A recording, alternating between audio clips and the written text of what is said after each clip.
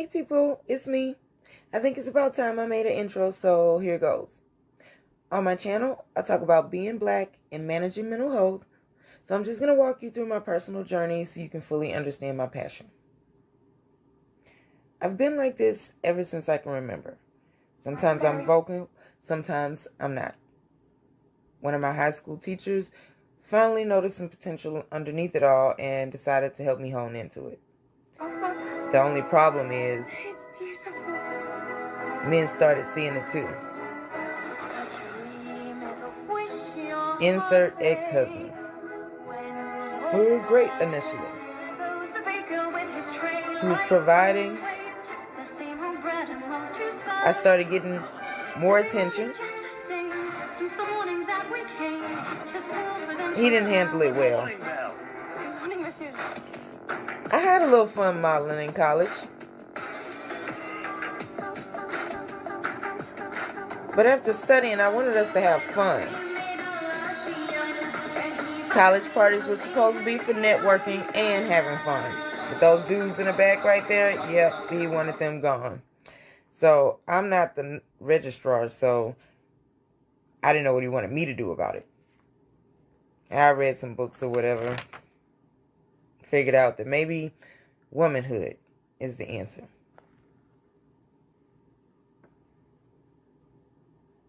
I told myself I'd give it a shot. I cooked other things. Then I cut my hair short for transformative purposes. Fought off thoughts, wished people would, and I was very proud of myself. Until he felt like this was a problem. We disagreed, so I had to remind him what vows are for.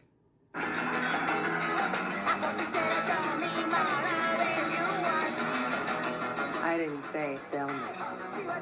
I said give me. Anyway, I went to hang out with the girls, get back to the boss me we all know and love, question myself. Then I got into some musical endeavors.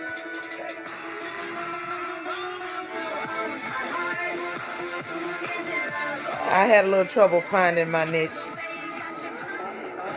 but the fast life got boring, so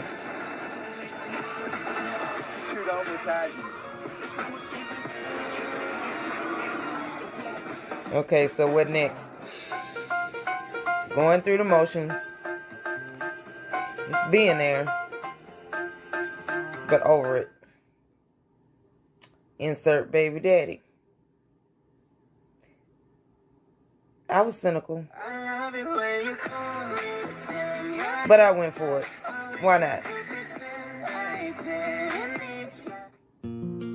Yeah, then I regretted it. Started my natural hair and nail journey. Now I'm just out here trying to avoid poverty, giving advice, saving money, devoting my time to being black, elevating my career, missing my bestie, eating right now, arguing with certain chicks, trying to make this lady happy so I can glow again.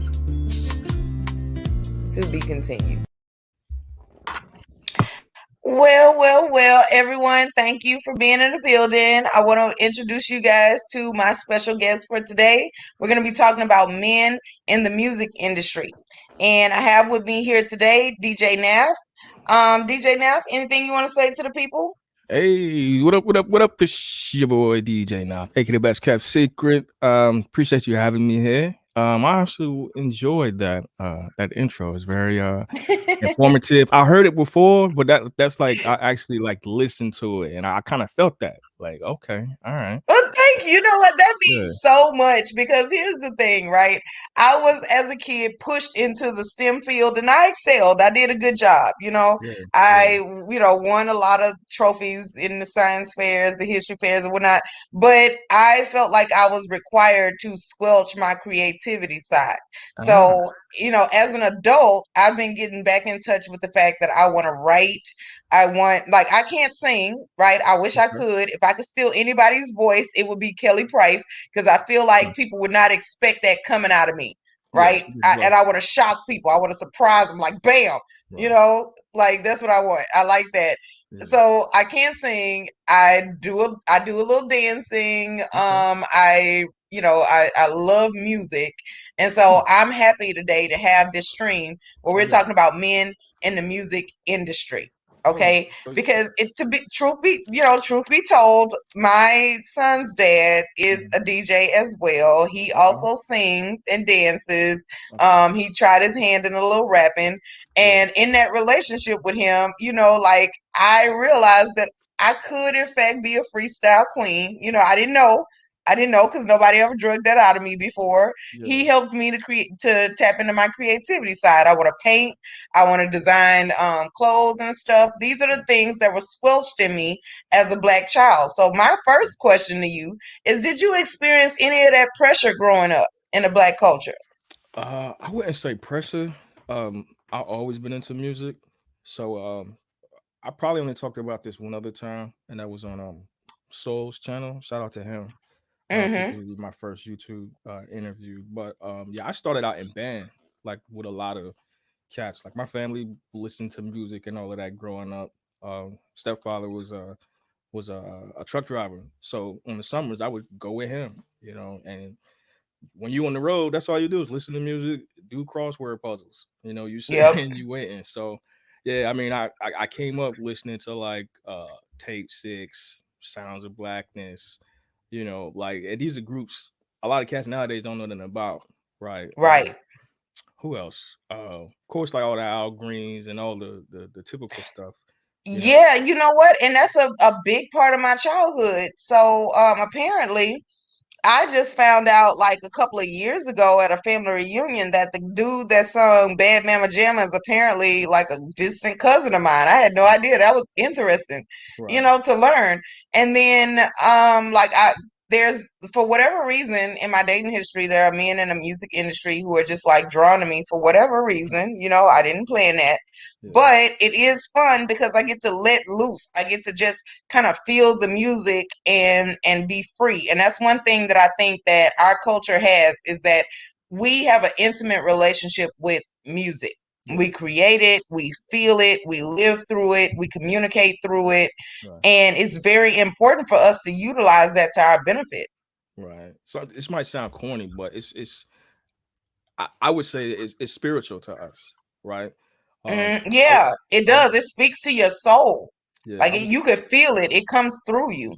that's exactly what I was about to say. I was in Chicago 2 years ago, right? And Chicago is like, home or house, like classic house, Hmm. not EDM or whatnot.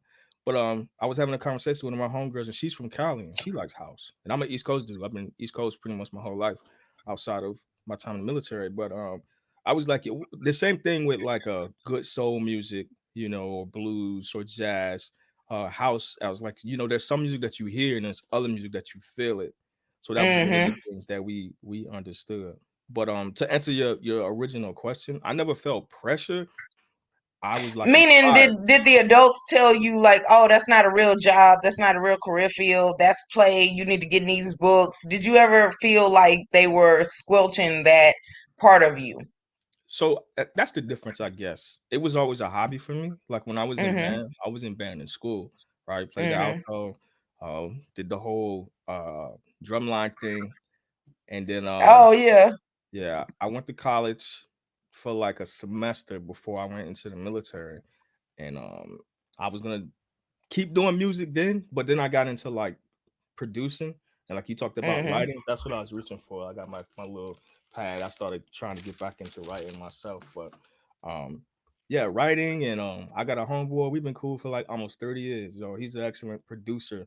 But yeah, for me, it's always been a side thing though. Like I went to STEM too. Um, Mm-hmm. but yeah, I never felt pressure, not from my family. I'll say that. Mm-hmm. Okay, well, the reason why I asked that is because in our culture we have a tendency to hyper focus on one thing at a time. Right. And so while our ancestors did in fact die for education, I don't think that it has to be to the exclusivity of music. I think that music can be used, and a lot of the people that I met that are the most successful in the music industry were what we as a culture would refer to as nerdy. Like, because that's how you make the best music. You have an ear for something, and you have a drive to be the best at something. Like, a lot of the people that I admire in the music industry report that they were kind of nerdy as a kid. Like, you have to study, you have to be good at it, you have to understand the ins and outs and the skills in the field. And so another thing, like, I wasn't ever in band or whatever. I would be like the dancer, the cheerleader, that kind of stuff. Yeah. And I think that all of that is necessary. So our relationship, the biggest music that we have as Black people, gospel music. When you listen to that, it literally lifts you up. If you listen to the right gospel song, you'll be floating all day and can't explain why. Right. And I think that it allows us to express ourselves to the point. And then the thing about music is, if it's catchy, people will find themselves. It'll be in their subconscious, and they'll remember it. And that's why the music industry is so important to us as a culture, because whoever's making the music has access to so many minds, and they have the access to maintain that control. So to me, I think that that's something that we need to actually be serious about. We can't just have people out here doing anything in the music field. The beats, the drums, all of that speaks to our soul, our spirit. You find yourself at a cookout, you play the right song, and everybody just gets up. They stop whatever they're doing to just get up and move to this song, and then we move at the same pace. Like, if you've ever been at a cookout where it's the first time somebody plays a song, and all of a sudden a line dance is born. That's a bunch of people that are getting together and doing the same thing, and it wasn't planned. Right.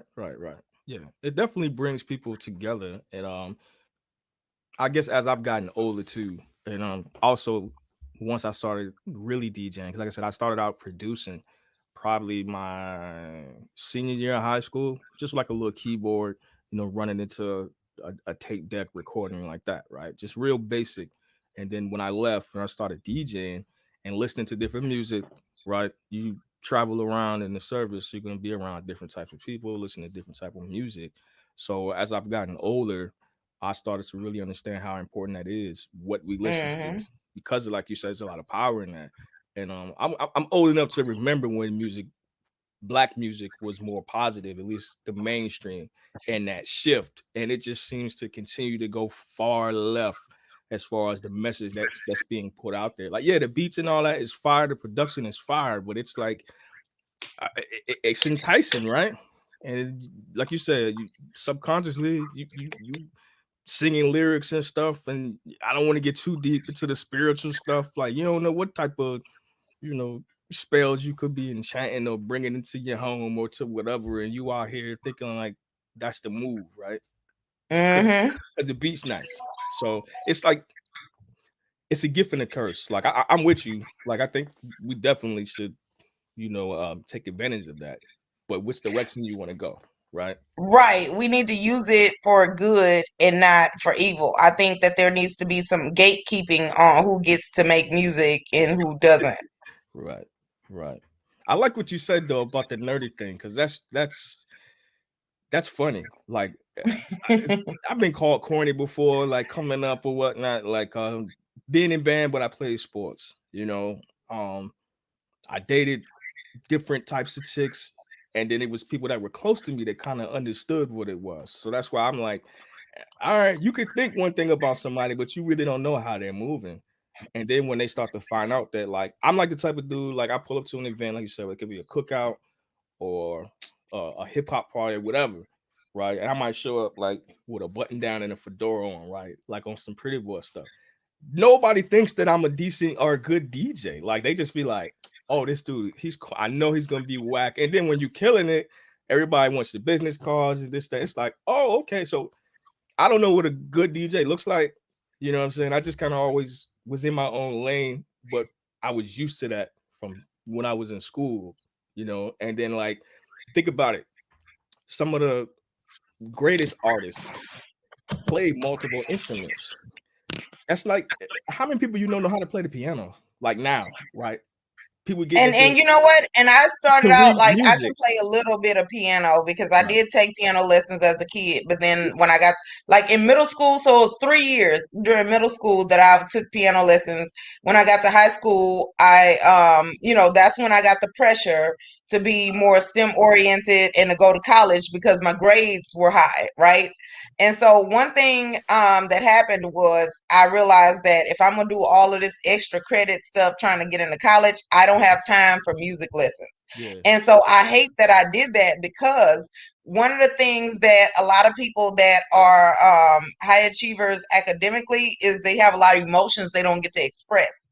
And if anybody can put that together in poetry, in a book, in things like that, it would be the people who have the higher grades. So I think that there's a thin line between mad and genius. And so what that means is if you have the right expression, the right mode of expression, which can be through music, because you know what?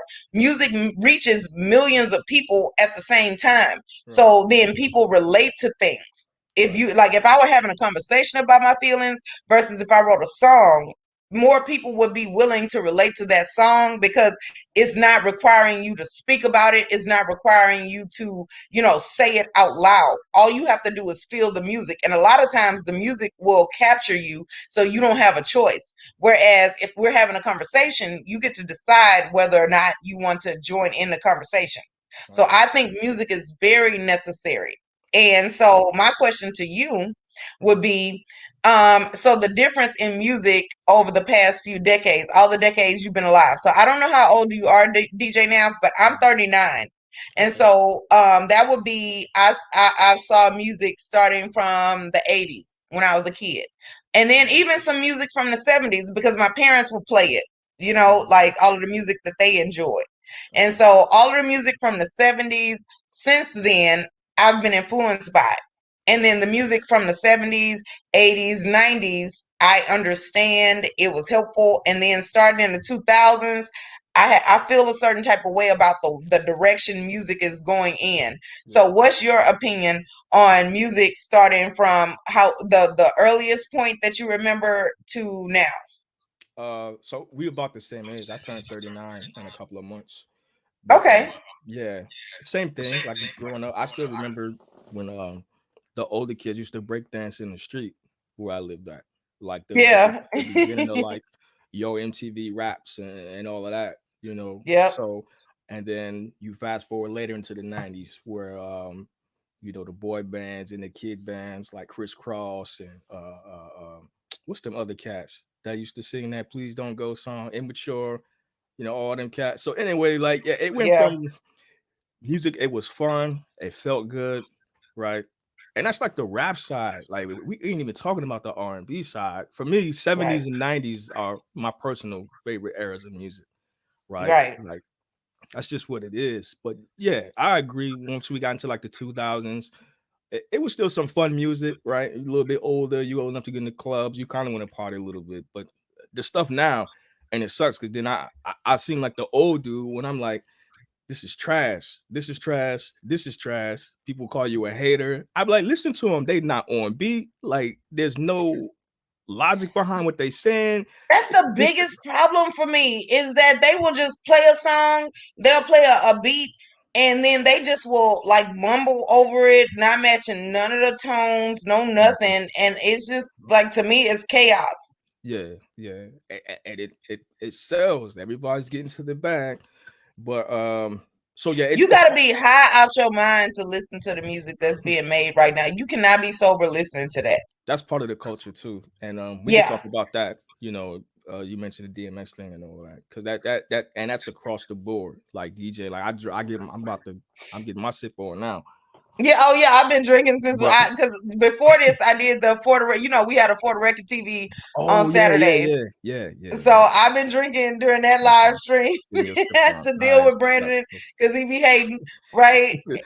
Shout out to Brandon. Yeah, that's my dude, man. No, Yeah. that's my little brother. I just like trolling him. Yeah. But so I've been sipping, and so like listening to the music. Like last week For the Record, we did all the top 20 simp songs, and we have additional countdowns planned. Like we're gonna do the most disrespectful songs. Ooh. We're gonna do the anti-simp songs. We're gonna do pick me songs. Like all of the different different ways, different categories, because to be honest with you, music kind of is life for me. Okay, I'm seeing that. And then, so are you originally from Houston? Yeah, I'm born and raised. So that would explain it. Like everybody knows, like that's a heavy, you know what I'm saying? Like the music, Houston has their own, it's very few, in my opinion, areas that have like their own sound, right? Yeah. And that are that big. Let me give you an example real quick. For example, so anybody that's never been to the DC area, DC metro area, they may not know about go-go. The go-go music, right? Right. But it's like live bands, and I appreciate you need that, right? Because there's still cats out here that play instruments. I'm talking about kids, grown folks, and I didn't like it at first because East Coast dude. I like, man, if y'all play some Jay-Z or something, but then like you go to a go-go and you actually hear a band, like you feel that. So then you have a different respect for it. You want that to stay alive. Same thing with like New Orleans bounce music, right? It's so yeah, Houston has their own culture of chopped and screwed. Chopped. Oh man, yeah. I used to bang that when I was in Colorado. Like just riding around. If you're not high listening to that, either off of weed or lean, you're gonna be annoyed because it's super slow and it brings like it repeats stuff. But the point is, when you high or if you've been drinking lean, you're gonna look for it to be repetitive. So it was like created out of people doing that. And let me tell you something about being in Southern culture, right? Okay. There is a big thing down here about Christianity as well as manners, Southern hospitality. Okay, so that's still considered like part of the Bible Belt ways, that what they call that? Well, we're not part of the Bible Belt per se, but we live by its rules. Because the Bible Belt, I think, is like Missouri and that whole little strip right there, all of the states above that. But even though we're not part of that, the Southern culture is you sitting out on a promenade, you drinking lemonade, you're being nice and but passive aggressive, shady, because you're not allowed to be overtly aggressive. Because that's disrespectful, right? So there's a whole lot of suppressed emotions, but guess what? We'll take one song that's hot everywhere else, and you screw it down, and by screw, like it means slowing it down, and it's named for the guy DJ Screw who first did it. It has nothing to do with like the normal word of screw, right? So that's what screwed music is to be slowed down. If you're high on weed or either lean, it seems normal time, but if you're sober, it seems very slow, right? And then they chop the beat, which means you get a lot of repetitive stuff, but it still has its own cadence that you can follow, so it's still, even though it's altered, it still makes sense if you listen to it. Oh yeah. And so now there are people across the country that are incorporating that into their songs. So that's something that was started here. That's a thing that we have unique here. And so yeah, look, they talking about the slabs. Yeah, because we have it's a whole culture. Yeah. And on Sundays, let me tell you, in Houston, on Sundays, it's still if you go down MLK, you get down to the end by Selinsky, there's a park there where everybody meets at the end of the day. So everybody brings out their slabs and they pop the trunk and they got the neon lights, the music, all of that. You just driving down the street, blasting music. It's like a block party, right?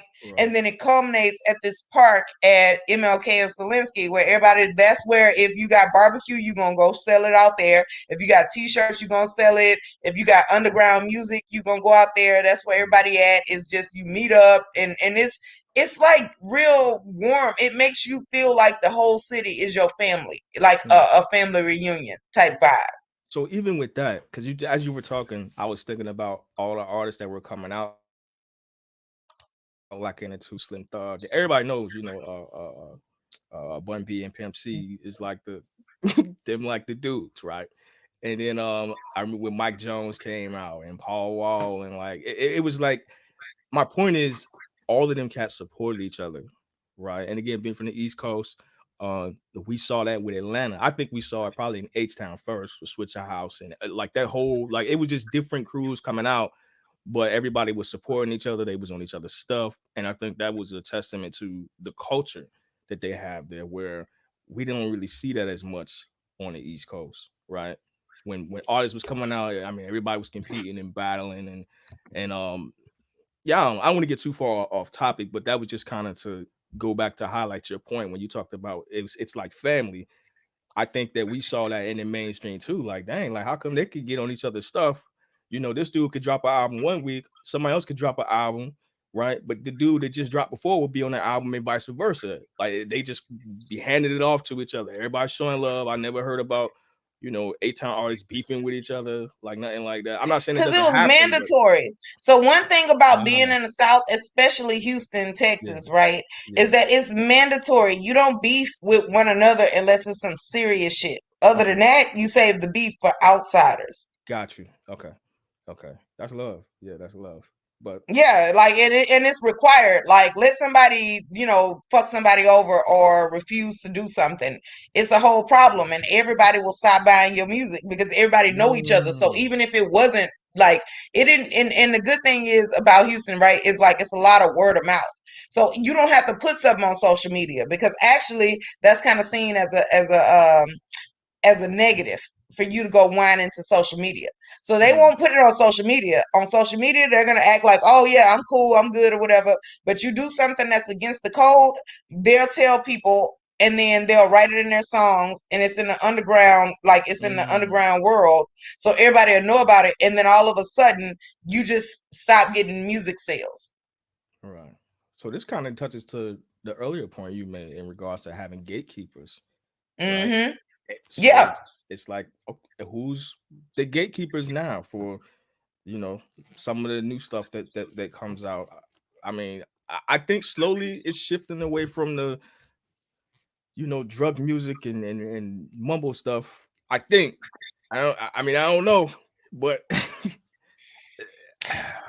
Okay, so here's what I noticed, right? So the mumble stuff is here for a while because the music industry is also into the drug game. So what that means is they need artists that are going to make music that either requires or condones and supports drug use so that they can sell on both sides.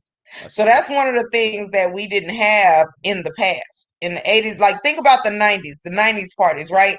So I was young, but I had older cousins that would take me places. And Okay. so there wasn't a whole, like everybody was sober there. If anything, they may take a shot or have a drink or something. The Right. worst thing you could get was drunk at those parties. All Right. the rest of the stuff, you wasn't doing all of that. Mm-hmm. So you were sober listening to the music, so you required more. Okay. Okay. Now you're expected, like they just expect that everybody's high on something, Mm-hmm. pills, weed, like meth, whatever. Like it's a whole, like it's people coming out talking about substance use, which we're going to talk about in a second. Yeah. Yeah. So Kev. now Hey, there's a culture that is tying music to drug use. Did we have people in the 50s and 60s that were creators that were addicted to stuff? Yeah. yeah. Hey, what old boy say? This ain't no bitch. You know what I'm saying? This a boy.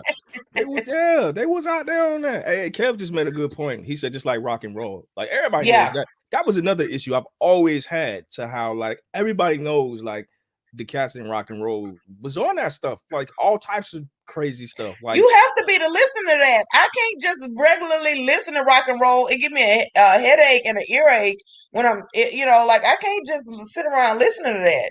I don't think it's just that. I think and this goes back to like I talked about, I like to drink. I know some people that like to smoke, whatever it is that they do, but in your experience, would you say this is probably more of a question for me, but it almost seems like creativity and music and drugs and alcohol kind of go together. Like, sometimes I had the hookah down here, and really it's just obviously these lights wouldn't be on, it'd be a little bit, but you just kind of like getting in your vibe and your zone. So it's like I don't necessarily want to say that you have to be high to listen to some of the music, but I think that those substances definitely can play a part in creativity.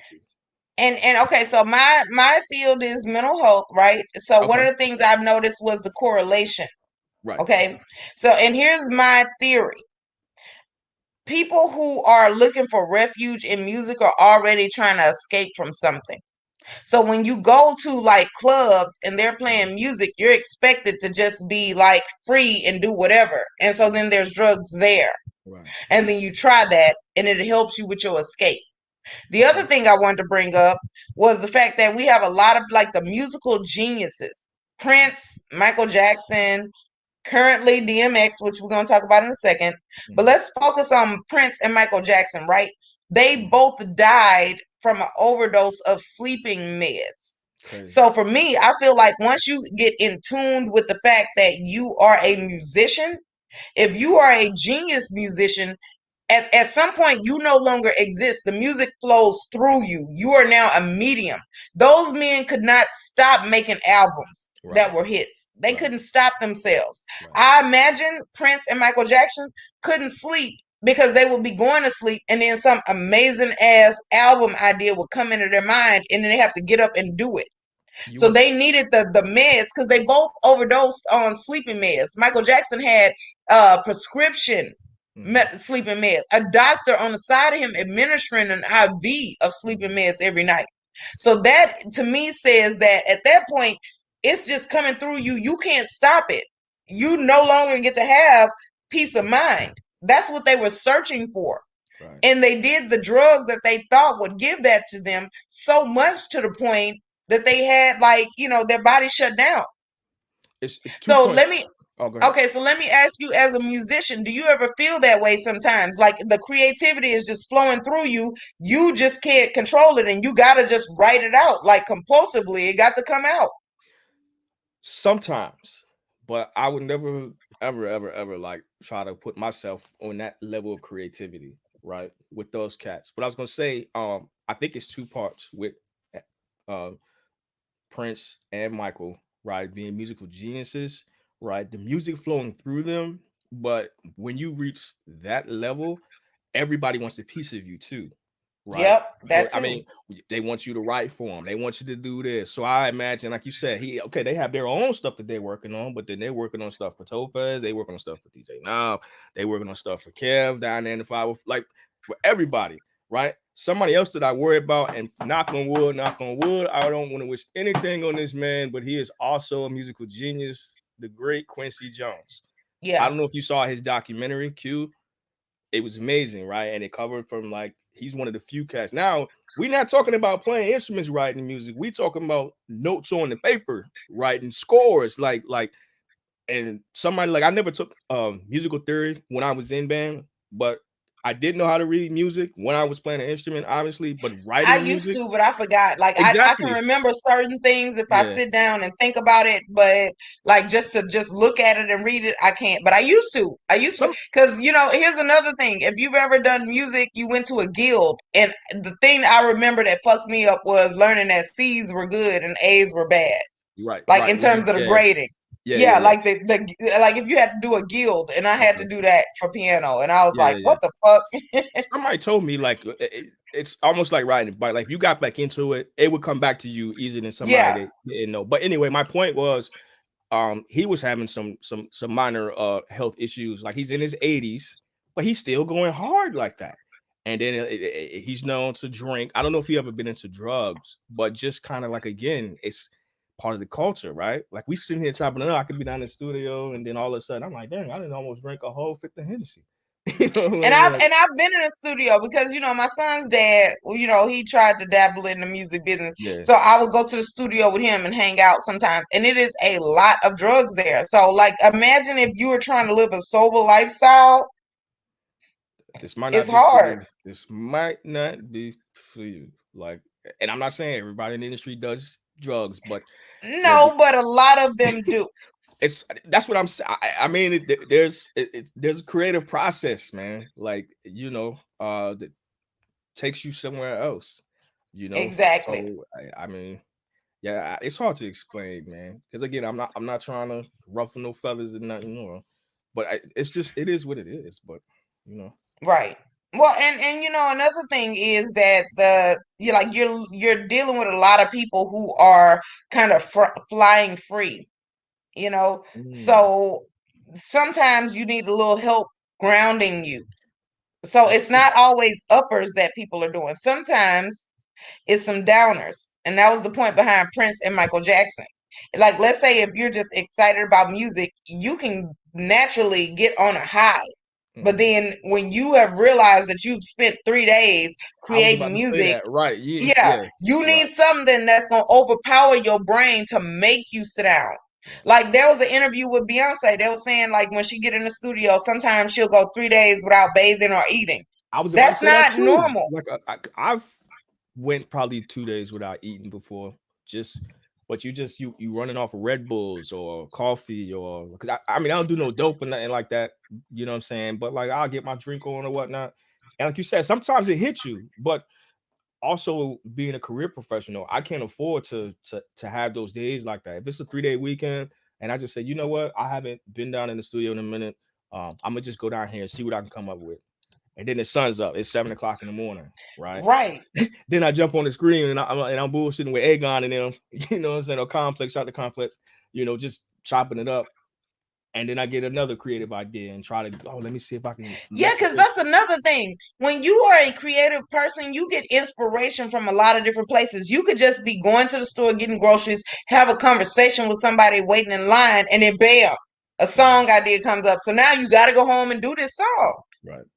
It's tough. You want to know what's crazy too? Something else that I do because I just started back producing. I still DJ, but as I'm getting older and lugging equipment around and all of that, you know what I'm saying? I got a young DJ that's been coming up under me, phenomenal dude. Shout out DJ Golden Boy. I've been moving more into like producing, right?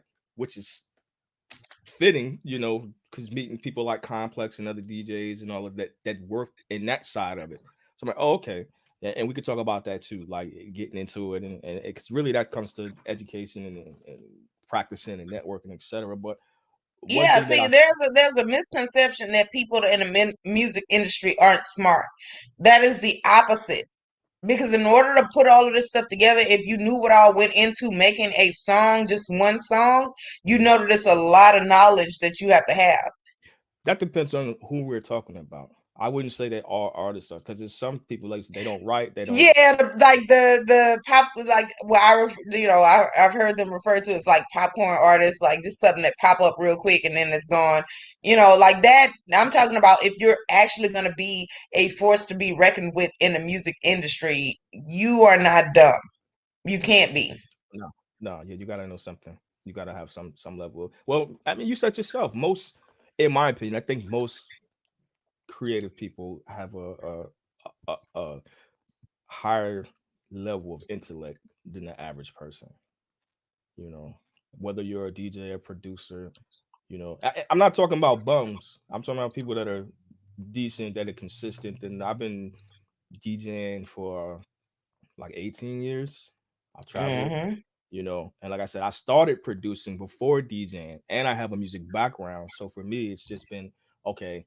Technology has changed so much since I was doing it. So it's about learning the equipment, learning the software, getting into mixing and engineering, which is where the money is, but it's time consuming. I say, oh, now this is why when you go to a studio and they charge you $100 an hour, $200 an hour, That's or why. more to mix and master your track. Yeah, to get it to sound like how it is on the radio. That's why, because Yeah, because it ain't easy. You it's can't just not. be in your garage and singing with your friends and somebody beating on a drum and then think it's going to be a hit. Because, see, you know why? Because people who are the consumers need to be able to feel, they need to be able to climb inside the music. And in order to do that, you got to create an atmosphere on a track. So that's Right. not easy. You're going to need equipment to do that. And so that's why studio time is not just like, cheap. And so Fireman says something. He says some play by ear. Here's Yeah, the thing. yeah. Stevie I Wonder do that is too. blind. Yeah, You know what? I've never gotten to that point. yeah, And I you do know that what? And too. I feel like me and knowing my personality, had I stayed in piano lessons, I would have been able to play by ear You can still do it. because I'm just very driven like that. You But can still do it. I didn't keep going. Yeah. Um, and I think that I could still read music if I really tried or whatever, but Mhm. I just don't. Now, here's the thing. Stevie Wonder is one of my favorite artists as well. He's blind. He Mhm. cannot see. Everything that he does is by ear. Right. It's Writing in braille, like right. when he writes his music, it's in braille. Like that, if you understand, that's like you having to translate what you hear in your mind twice, Right. translate it into music and then into braille, and then be able to read it and then be able to perform it for people. Hmm. Like he has to sit in like, here's my thing. He has to sit in on the piano bench in the Mhm. right place to get to all of the notes where Right. he knows them to be. If Mhm. he's a centimeter off, it's fucked up. Yeah. Like, so when we Yeah. see him and he has these concerts and he has this music that he put together, that was a lot extra that he did. He's He- working with a deficit and people don't understand. And then he's so successful and so talented. So people yeah. need to have a real respect. You can't have a wedding, you can't have a birthday, a family reunion, you can't have a Sunday church service without the right music. Right. As far as Stevie, he been doing it for so long, man. Like y'all see him when they walk him out, he sit down, he just be right on them keys and get in there, and he be, you know what I mean, He just feeling it. Like that right, whole rocking back and forth is yeah, him feeling the music. yeah. He's And he swaying bad with the beat. Like, playing the like goddamn that note, it's within him at that point. full of harmonica out his ass, and he's getting it. Right. I'm like, yo, this dude is off the chain, huh? Yeah, nah, You know I what? forgot about Stevie. Yeah, Stevie's dope. No, I did not forget about. I have a whole bunch of his music in my phone on purpose because I feel like I need to support that. The other person, Kenny G, he Oh yeah, held a big Kenny a fan. 45-minute note, like just going back. Like what was I think it was what, like a flute that he did this for 45 minutes. He held a note, the same note, no mistakes for 45 minutes because he mastered like circular breathing. Ah, okay, okay. So Yeah, he was able to breathe in and blow out like as he for 45 consecutive minutes. Do yeah, you understand how hard that is? So that's yes. one person I always respect in the music industry is Kenny G. Mm-hmm. I'm sorry, you made me think about this young cat. I think his Hmm. name is B Thompson. If you like Kenny G, you'll probably like him. B Thompson, young Okay. dude. Drop Yeah. it in the chat because All yes, right. he is Queen of the South. So yeah, drop it in chat because I Right. love Kenny G. And that's something that is not expected out of me being a black woman. But yes, I do. I mean, everybody loved. I think Kenny G in his younger days was probably out here clapping some Yeah. sisters. I just Yeah, he probably was. he got the curly hair. He got a little. If you ever seen him do an interview, again, he's another dude that I think people would look at him, assume that he's corny, or he might be suspect, and then he low key out here playing songs for your girl in his drawers, and Yeah, you know what I yeah. mean? And You then she like, just handed it damn, over and she don't even yeah, know just why. handing She it can't over, explain like, even. don't tell nobody I did this. Like, Right. damn, Okay, so here's the thing I wanted to talk to you about because we was gonna get to that later. I was gonna yeah, bring up DMX first, but I think since this is a good segue, there is the Pied Piper syndrome in okay. men in music. You gotta explain that to me. It's something I came up with. It's nothing that I've read. Okay. So men in music, right? Like when music touches your soul, it gets you out your character because it speaks to your core, right? Men in music seem to have a lot of women around, a lot of groupies. They have their pick of the women, and then women just follow them. Like so many women were willing to do any and everything for R. Kelly. Women are having all of these babies for Future, even though I don't agree with his music. I feel like he shouldn't be on the list. Like men in music don't seem to have a problem getting women to follow them, whether they partake in the women or not. the women are like, oh, I'll do anything. Like, let me just be in your presence. Like a whole lot of begging from women. So I have been referring to that as the Pied Piper syndrome. You know, the childhood story where dude was walking through the town with the flute and the kids just came out of the house following him down the street, partying. And if you ever notice, if you have the right music, people will just get out their car and just come and dance, and like it'll be a whole party. You could just go to a random park, or at least here in the South you can. You can just go to a park, play the right music, people gonna stop, pull over, hop out, and before you know it, like 30 minutes tops, it's a whole party. Okay. So let me ask you, have you experienced that as a musician, and what do you think that's from? Do you think it's a good thing? It's good and bad, but I think it's good for the most part. I'll say that first, right? As you were talking about that, I was thinking about other men, or it could be women, that have talents, right? That attract other people. You know, if you're a professional athlete, you know, or if you're an actor or whatnot. So it's like, I don't know. I think people look at it like, especially if it's somebody that's average. And I understand like that's been thrown around. And when I say average, I'm not being disrespectful. I'm not talking about looks. I'm talking about like just the regular day-to-day normal person.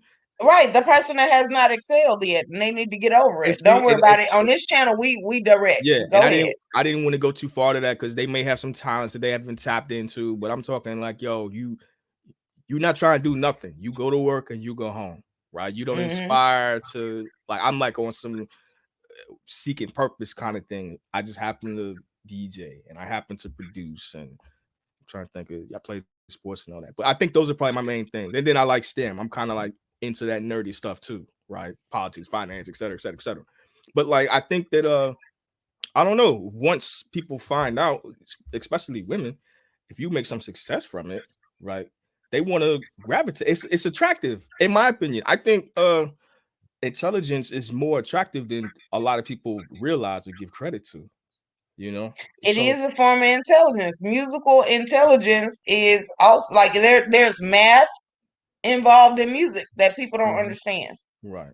When you start talking about frequencies and all that other stuff and the waves and you know, and then I didn't realize again until later on as a DJ that, oh, there's a science behind this in some of these clubs. Why they start out slow and the music is low, because now you're talking about decibels and the BPMs, and then you increase it and how it increases the heart rates and stuff start flowing, and then all right, and once you niggas getting crazy, you bring it back down. Go and get that girl, get your little slow dance on. Y'all get your asses up out of here. Don't tear up my spot.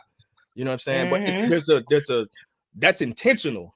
But the average person won't know that. They're just going to have a good time or whatever. Well, I know that because my son's dad, like being in a relationship with him, I would see the work that he would put into, like if he had a gig, the work that he would put into the playlist, the things that he says over the music, when he talks over certain music and Interacting, doesn't yeah, talk over certain, and then also you have to be paying attention to the crowd. So it's basically, as a DJ, you are creating an ambiance for people, and you have to manage that ambiance. If people get too loud and right, like let's say one week you have a crowd that you play because here's the thing about going to Atlanta, right? There was the stomp music that I was will just thinking start a that. whole fight. Yeah, people in there, pushing Yeah, and bumping. so 1 week you play that music and there's no fights, and that's cool, and you can keep going because they like just feeling it. And then the next week you play it, the first song you play, there's a fight, you got to calm all that down with the music and you talking over it. Like you are basically managing the vibe for all of the people inside the building. So you got to read so many people. It is a lot. It is. So like, go ahead. No, I was just going to ask you. I'm thinking back to your comment as far as like women being attracted to dudes in music.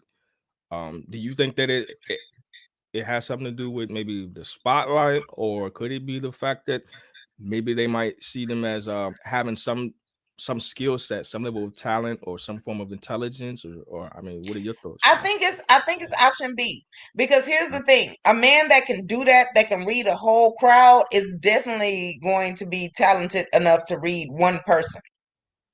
So the women that are in the crowd that see this DJ, they're gonna feel like, oh, he spoke to my heart.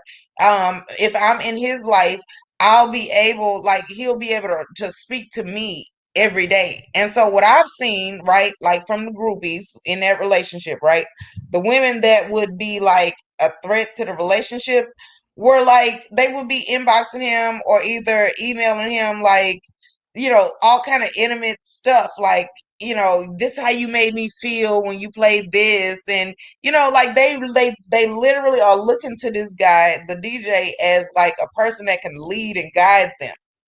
That's deep. I look, when I replace songs, I just want to make sure people have a good time.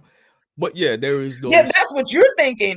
But the audience, the women in the audience are like, oh no, like, I don't understand. Nobody's ever touched me like this. And so, like, as a human being, we want to gravitate towards people who do that for us.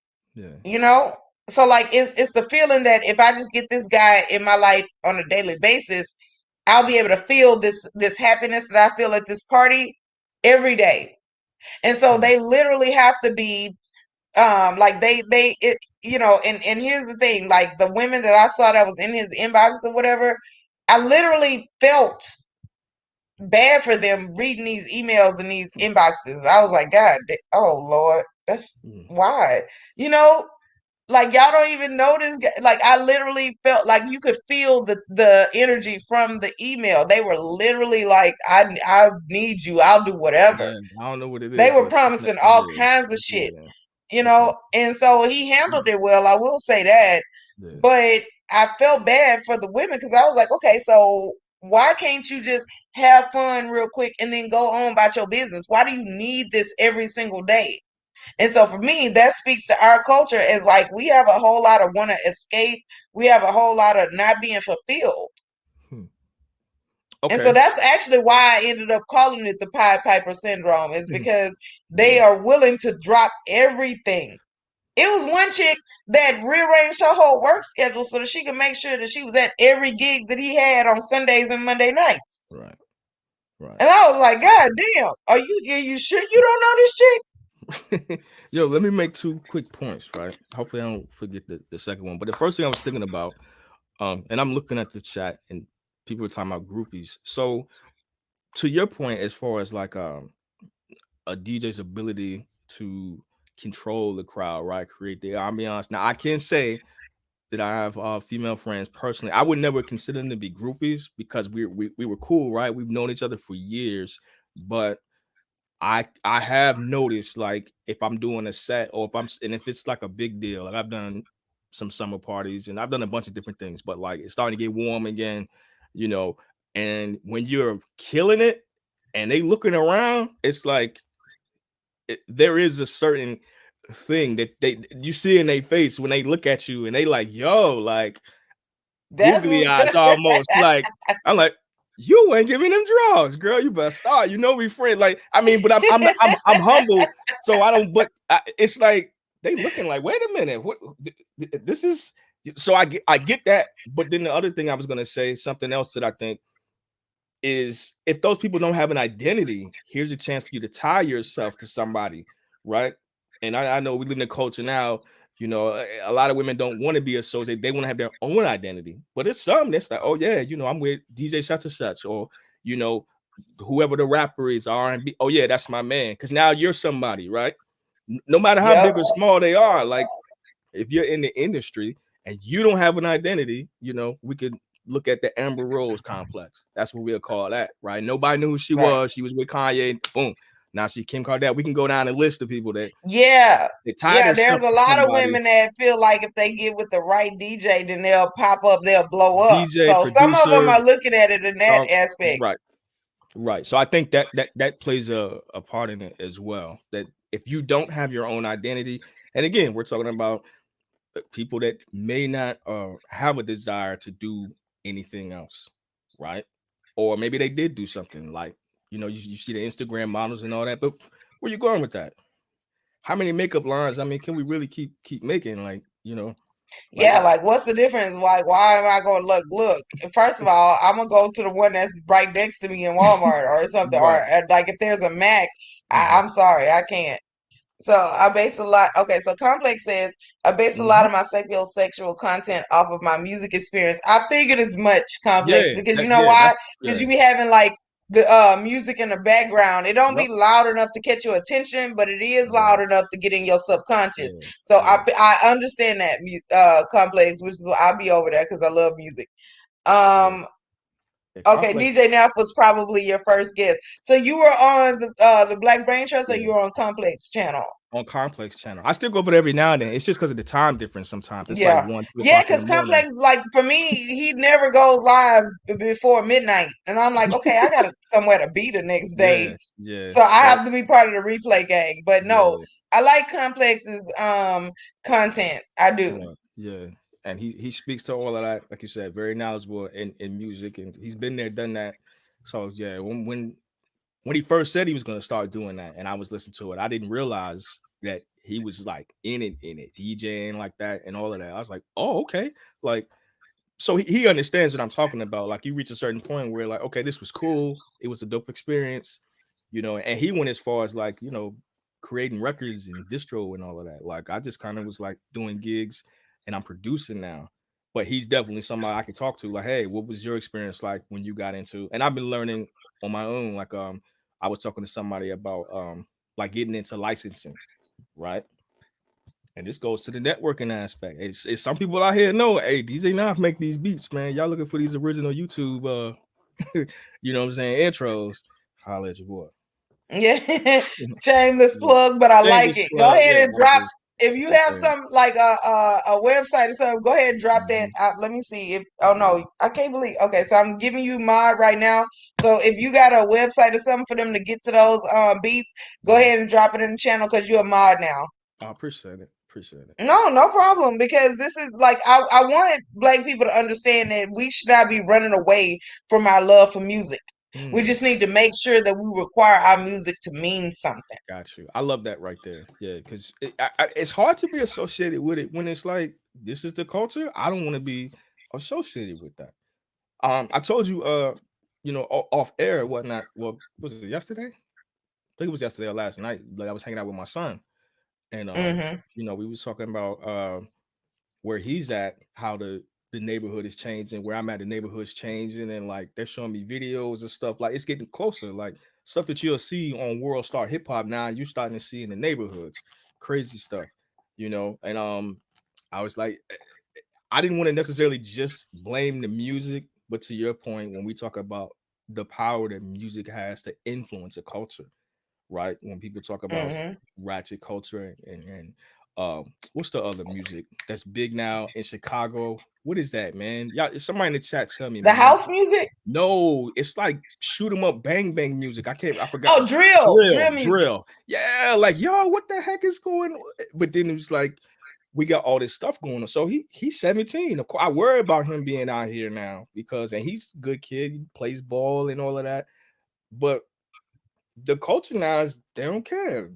It's I've fun. noticed that about this new generation, Generation Z and Generation Alpha. Okay. They do not care whether they live or die. It's No, nothing to them. how do Nothing. you what can you do about something like that? Like, you can't say nothing to him. I mean, well, you can, Because but to be honest with you, like that is because that's the world that they've inherited. Is where you mm, can't control whether you can live or die. And mm, that is the previous generations. Generation what millennials and that's Generation us. X. That's the world that we gave them as a world where you may not make it and there's nothing you can do about it. Just accept it. Don't whine, don't complain.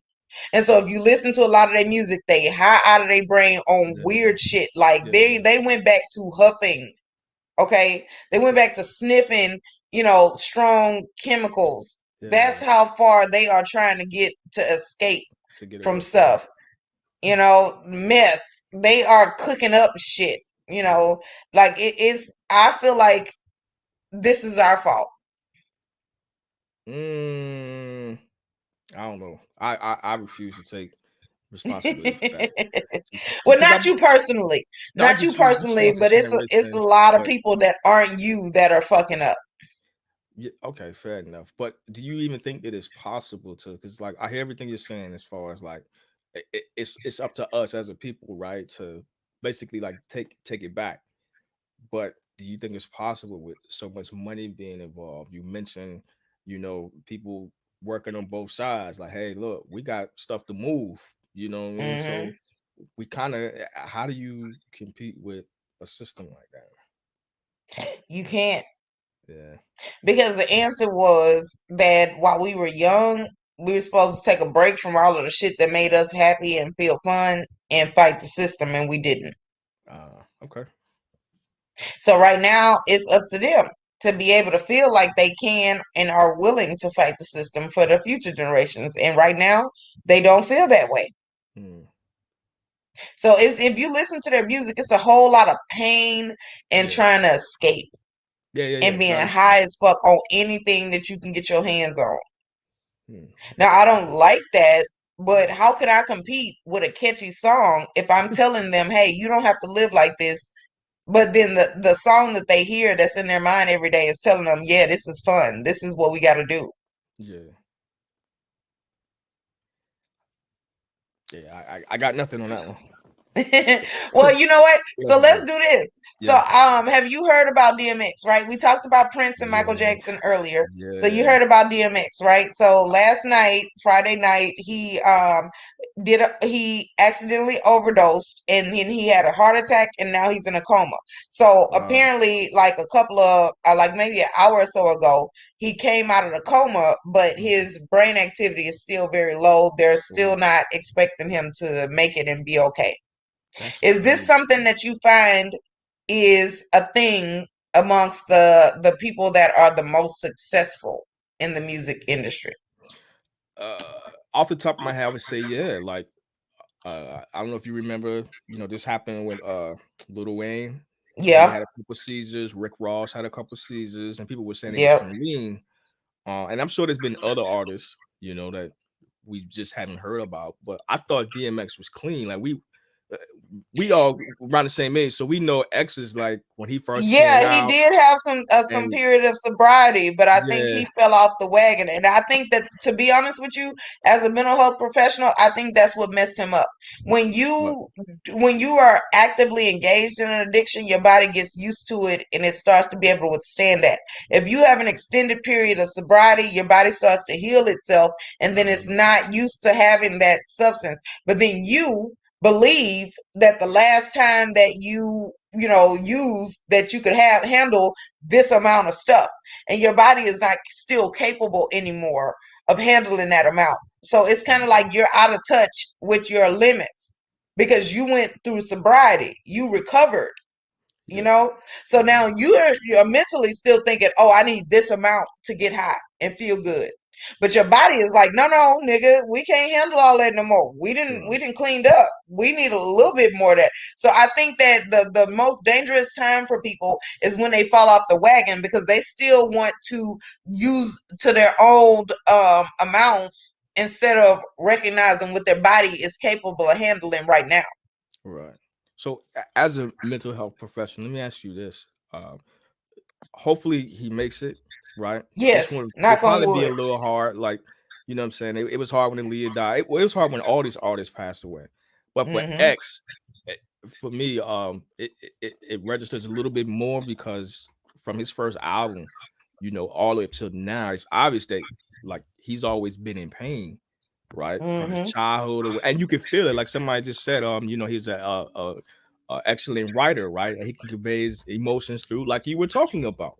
Like, I Yeah. mean, who else were writing prayers in their music, like, and you felt them, like, and dang, and and, and you could feel the pain, because yeah, I defy you to listen to DMX and not feel like you want to just slug somebody, because like, why would you do that? Like, right, you feel the transgressions that were made against him, and he's talked about his life. He had that a pretty hard life. right, but you can feel where he was trying to change. At least for me, like, okay, this Yeah, is like somebody he I admitted, really am rooting for him, because yeah. I feel like he was trying, but we have no idea the demons that's in his mind. That's what I'm saying, and but he's talked about it in his music, like, okay, like you said, he'll fall off, then he get back straight, but then he fall off. That's life, right? That's the trials and the Right. tribulations, But he was always open about it and transparent for the Hmm. most part.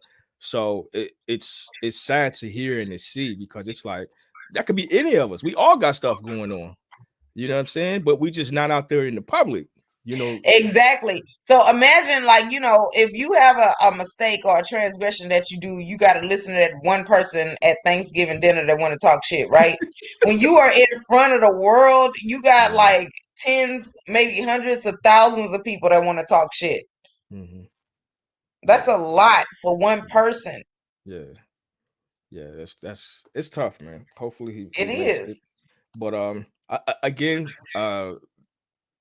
and Complex said it's a mixed bag. I don't know if he was referring to the DMX situation or just drugs and music and creativity, or even alcohol and music and creativity. Like, I don't know, because I get it. Like I said, somebody that drinks, I like to smoke my little cigars and all of that. Like, that's just kind of like how I vibe. But I know people that do a lot heavier stuff to get in their Exactly. vibe. And in terms of me and my creativity, right? Me Okay. being like, so I'm just, self-disclosure. So I didn't grow up in the hood. I grew Right. up in the projects, right? Oh, wow. Okay. Yeah. So me being smart in school, the fact that I could do STEM stuff meant that everything else I had to get rid of Yeah. for the culture. It was so Yeah. many people depending on me Gotcha. to be able to get rid of anything that wasn't STEM, right? Okay. So there was always a part of me that was being shut down, that when it would rise up, I was supposed to just quell it. And so the first time I ever started drinking regularly was 16. I was a junior in high school Yeah. That's because about the it was time I a started lot. too. I was young too. Yeah, it was a lot. Yeah. And so that's why I speak to people about what they do to the children in the community. I'm not blaming them. I'm not making excuses. Yeah, it was my choice, right? But the fact that I needed it is something that the community needs to understand that we can't keep doing, because I wasn't strong enough. Were there other people that were strong enough to do it without alcohol? Yeah, maybe, but it wasn't me. Right. And at this point, what I'm saying is, like, that's one of the things that happens. So me drinking early in college, I smoked weed because it was always every day somebody needing something from me, and then I had to shut off and cut off and kill a part of me. I got And you. so then when I finally graduated college and I was like, okay, this is what I'm doing. And I was like, then I got the reputation of being mean or whatever. And I ain't care. And I had a whole lot of physical fights. Oh, you was Right? out there banging? I ain't had no choice, because people just had me fucked up and I was like, no. Right. So here's the thing. My point for all of that, right, is that's what it's like, taking the creativity out of a child that is normally creative. So my mom was a seamstress, so I was sewing in my childhood. I can sew, like I can create, everything about me is creativity, writing, painting, stuff like that. But I wasn't allowed to do none of that. So when you cut all of that off and you got a community that's depending on you for something else, that is a problem. We put too much pressure on the people in our community. We put pressure on DMX. We put pressure on Prince. We put pressure on Michael Jackson, and I still have trouble sleeping. Yeah. So, go ahead, DJ. That might be another conversation, because there's sides. People talk about the community, and then it's like, ain't no community. Your community is the immediate people around you. So, and you said it earlier, but I'm really sensing it now. Like, oh, okay, so you were that person. If you make it, we all make it. My situation was similar, but not. Like, when I left to go into the military, I didn't really have that mentality. Like I said, I went to school. I was a computer science major. I just knew, okay, I gotta get away from this environment. And from the time I was a junior, I said, like, okay, because I was running track and all of that other stuff. I was like, I'm gonna go to school. If this doesn't work, I'm going into the service. But I knew that as a junior. So I was like, let's try But it this was out. allowed to be your choice. Oh, yeah. You got to say, I want to be away from this environment. For me, it wasn't my choice. I was told. Tried to push me. She tried to push me. My mother tried to get me to go straight into the service, but I wanted to go to college first. So I fought her. Anyway, that's a whole other conversation. But no, I get it. I get it, because your mom was in your corner. She saw, like, you needed an out. But see, for me, everybody was telling me that I was going to make it out. So for me, there was no failure. Because get this, if I just didn't do an assignment, like I remember ninth grade, I decided I was like, you know what, I'm done with this. This seemed like it's for y'all and it's not for me. So I'm gonna start skipping school. I'm gonna drop out. Fuck y'all. Like what y'all gonna do? I'll just work at a store. I'll like because that's what I see around me. It's not a big deal. People around me work at like Burger King and they're fine. They're able to live a life, like leave me alone. No, that I was not allowed to because they would come get me and be like, okay, so where were you? And I'm like, wait a minute, why I gotta answer? Why y'all not doing this to the rest of the kids? Like why is it just me? So I didn't get it. I think it's a gift and a curse. I had teachers It that wrote me is. like that when I was hanging out with, the quote unquote the bad kid in school. I mean, they would pull me in the hallway, be yelling at me, "Why you hanging with him? You're a good kid. He's not Yeah. going anywhere." Like, so I get, but like you said, shit was fun. These my homies, man. We out here. Yeah, doing what we and do, you know but what it is? As a kid, I was like, well, but they're good people. They didn't do anything wrong. Why y'all acting like they just trash? And then second of all, I was like, okay, so what's so different about me? I live in the same place as they do. What am I gonna have that's so different from them? And then you didn't get an answer to that. You just got yelled at for not listening to them. yeah. So I'm like, damn, like these are human beings. Why y'all treating them like that? I don't want to do all of this. I want to just be normal because then after that, you get yelled at by the kids that didn't get picked or chosen. So it is a gift and a curse because the curse part is the fact that you're the one that's chosen. Everybody else that wasn't, it feels like, oh, you ain't shit. What's so special about you? To their survival depends on them figuring out what's the difference between you and them. And that's why I feel like adults put kids in the wrong, messed up situations. Your situation, that's true too. I see that a lot. Even with some of my Asian friends, they're real big on that. No, you're gonna do this. You're gonna go to school here. You're gonna marry this type of like, yeah. So they feel that way. But what was I gonna say? Oh, so as you became an adult, was there ever a conversation that was had to where it was like, listen, we were hard on you because we believed in you, or et cetera, or was it just like, okay, good, she made it. Hey, listen, Yeah, I need the ball, the conversation $300. was, okay, you made it, so now what you finna do for us? We helped you. That's I what I can't believe you yeah. finna Let me. forget us. Now, I I already will know what tell you time the it is. conversation that made me feel better was the one when I went back for my 10-year high school reunion.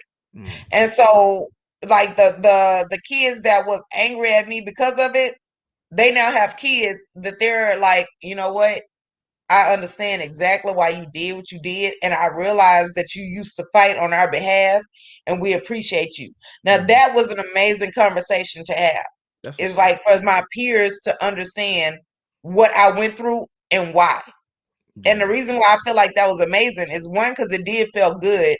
And then the other thing is because I now feel like that we as a generation cannot do that to our kids Right. because they know what it cost. Yeah. They see the division that it caused. Right. And they realize that it wasn't from me. It was from the adults. So That's that was an amazing conversation to have, you know. So my magnet school, okay, so the high school that I went to, the magnet program that I was a part of, right? So I went to Yates, which was a high school in Third Ward, but they had the regular group, the regular school, and then they had the magnet school, which was communications. That was AutoCAD, photography, AutoCAD, I think is engineering, photography, music, and radio. And so not music, it was music and radio and then TV. And I chose TV. So like they understood like the fact that I was in a predicament where if I defied the adults, we all would have got fucked up. So I had to be like the liaison. I was student government, I was honor society, I was doing all of this stuff. Damn. So to go back to that reunion, you know what? I went back reluctantly, right? The only reason I even went to the reunion is because my best friend who was murdered was like, that was what she wanted us to do. She wanted us to be nice and be social because in high school I had a reputation for being a bitch. So anyway, so she died and that was her last wish. So we went back and then I was fully expecting to have to fight, but they didn't. They was like, we get it. We know now. We understand. So that was amazing is the fact that once we got to our late 20s, that they understood and that we as a group we were not going to put our kids in that predicament. If we all have, like, if whoever has the kid that has the musical talent, we let them pursue that because we need that. Whoever has the STEM talent, we let them pursue that because they need that. Whoever has the public speaking, like that conversation was great because it was us understanding, like, listen, we're not going to divide our kids because we know what that was like. That's interesting. Made me think about something else too. Culture wise, like you said, whether you liked it or not, it seemed like you had a lot of support, right, to try to keep you on the straight and narrow. Yeah.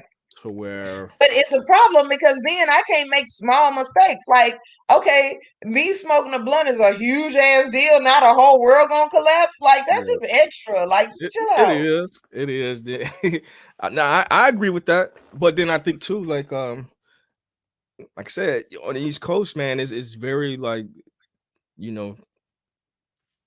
individual type. You on your own kind of thing, right? Which is why cats move fast. They be slick. They gonna do what they gotta do. Like, that's used to typically how you move, right? You don't speak to people you don't know. Like, it's just a whole different way of moving. And down here, everything is a group decision. Yeah. So sometimes I admire the fact that people in the East Coast are able to be individualized, because down here, everything Lord Jesus, everything is a group decision. I'm surprised that you didn't leave. So, like, up here, I know quite a few women that came from the South, like Alabama, Oklahoma, right? They graduate school, whatever, they want to come up. I had dreams of leaving. I always wanted to be in New York. However, see that? Yeah. If the community is counting on you, you don't get to go nowhere. Your situation, well, I don't want to say it's unique, but that's tough to where, like, it's a lot. And listen, I love Southern things, and I realized that had I moved to New York, I was still gonna be doing Southern-y things, and it probably would have irritated people. But so that's how I was able to make my peace with not leaving. Like, I went to visit places, but I haven't lived outside of the South. You would have moved to New York, and you know what? You would have found you a high value man. I would have been to Beyonce and found me a Jay-Z. Yeah, you know what I'm saying? But no, that's interesting though, because it's that's something I didn't feel like, and I don't say feel a lot, but at that particular, I can comfortably say that I didn't feel like I had support like that, structure. When I was leaving, I tried to do the buddy system, and a lot of my homies that same, like, they was mad. It was some couldn't get in because they had extensive drug use history. One of them didn't finish school. And then other dude, like, he had like too many tattoos and stuff, like stuff that you don't think about when you're younger. And like I said, I was always focused on music and chasing girls and sports, so I didn't get into as much as them. So it was a little bit easier for me to get away. But yeah, a lot of cats felt like I left them, I was turning my back on them, kind of thing. I didn't really feel like I had my family was like proud, but even they kind of felt like, okay, he's leaving, we're probably not gonna see him again. And when I left, like I was gone. Like, I probably didn't see them for a while. A lot of that was because once you leave and you young and you broke and they ain't got no money to fly you out, kind of thing. So it's just, I see you when I see you. This is before FaceTime and all the stuff that we have now. You know what I'm saying? I mean, we were still writing letters at that time. What I mean? But I don't know. But like you said, it was my choice to make. I made it. I don't regret it. And it was kind of that sense of, for some people, like, oh, okay, well, at least somebody else is doing something. And then, of course, like with DJing and producing, and I post some things on social media here and there are people that are like, wow, like, he came from where we came from. A lot of my friends went to jail, though. I don't think any of them went to prison, but a lot of them got lost. Like, God, is that like requirement? Like, if you graduated from this class, that were murdered in the commission of dumb stuff. I have some friends that were bystanders that were hurt or murdered. I have a lot of people that didn't make it out, that are locked up. It's a lot that didn't make it. Yeah. I need some So you know what? practice. Give me 1 second, DJ Nap. I got to take care of something for about 2 minutes. Yep. This comment that that Wow. Shuey posted, She because full you of know shit. Shuey, right? Mm-hmm. So I want you to talk a little bit. I'm gonna go on mute.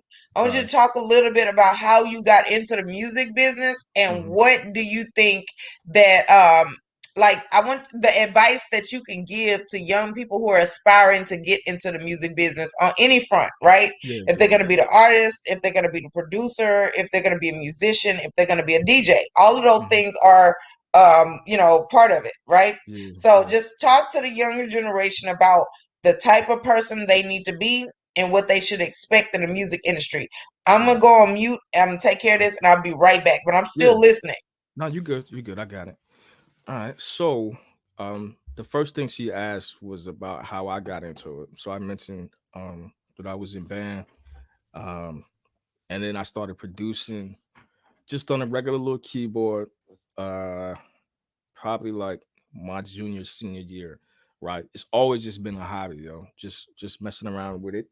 Um, Left into the service, met up with other people that were DJing when I was at a house party in Denver, and yeah, I was like, damn, that looks pretty cool, you know. And I was still messing around making beats, but then I wanted to get into that aspect, and that kind of just blew up from there. You know, it was DJing, doing house parties and stuff, and Denver. Ended up doing clubs in South Korea, which was dope.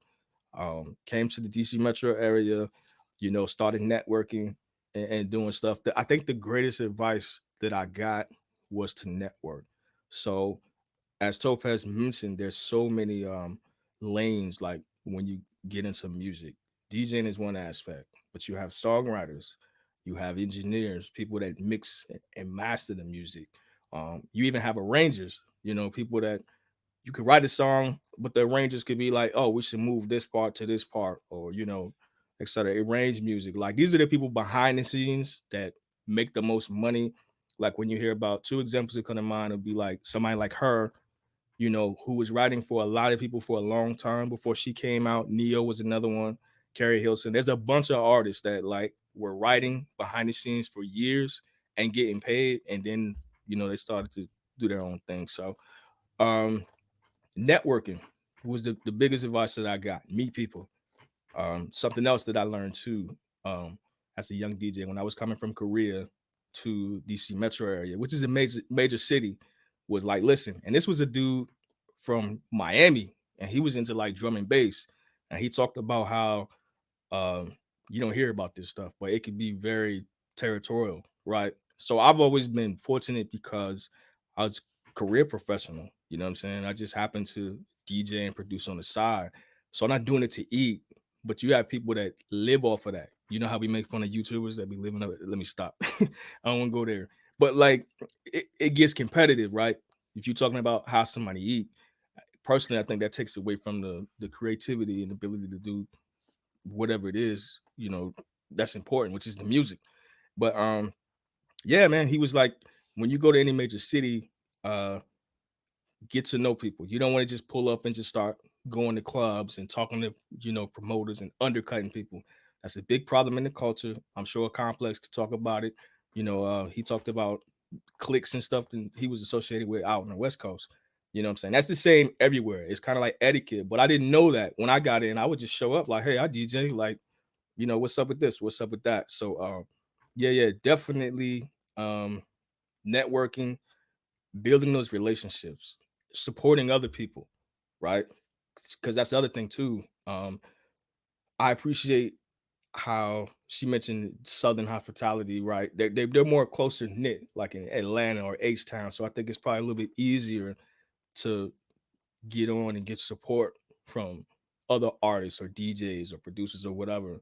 To where on the East Coast it was difficult. So I came out here um hat in hand almost like, hey, I'm DJ Naf, you know, blah blah. I'm new here. I'm just trying to meet people. You know, I'm a fan, et cetera, et cetera, et cetera. But networking, and from there I started to get more opportunities. Networking and supporting people. So meaning like not just exchanging, and this is before Instagram and all that, like business cards. You know what I'm saying? And then you only call somebody when you need something, but actually supporting other people. Like if you was at a spot and you saw somebody or you met them, and then you hear or see that they doing something else, just go support them. Just show face, like, because you never know, like, what doors that might open up for you. You know what I mean? So that's worked. And then if you're going to do it seriously, handle the business first. Because it took me a long time. I think I started my company unofficially in like 2009. I didn't get an LLC till like 2014. You know what I'm saying? There was no need for that. But I wasn't thinking about it. I wasn't taking it seriously. You know what I'm saying? So regardless of what you do, if you write, if you produce, if you want to get into it, even if you don't want to take it seriously, what's it hurt, right? Depending on where you at, it's different for every state. Create an LLC, create something, you know what I'm saying? To say, okay, anything that I do is underneath this entity, right? Now you can start talking about tax write-offs and all the other stuff, you know what I'm saying? The incentives that come with that, you know what I'm saying? And that helped me, Absolutely. with helping to offset because I'm single or whatnot. So like, and out here taxes are ridiculous, but I spend so much into the business, that helps, But then also, when you're networking, because what you'll notice too, and Complex is said, your network is your net worth. He's not lying, man. Like over the years, you talked about word of mouth. That's how I got a lot of my gigs. Like I never took out any ads or did anything like that. I just would meet people, and if somebody else would tell somebody, I would get calls, emails, whatever. And I was okay with that because I mean, I think at like 22, 23, I gave up the idea of being a full-time DJ. Once I seen like, yo, this is a grind. It's 24/7. There's no paid time off. There's no 401k. It's almost like trying to go pro, right? That's anything with the music industry though. There's money that can be made, but to make it like that, it's a small percentage of people that can actually make it.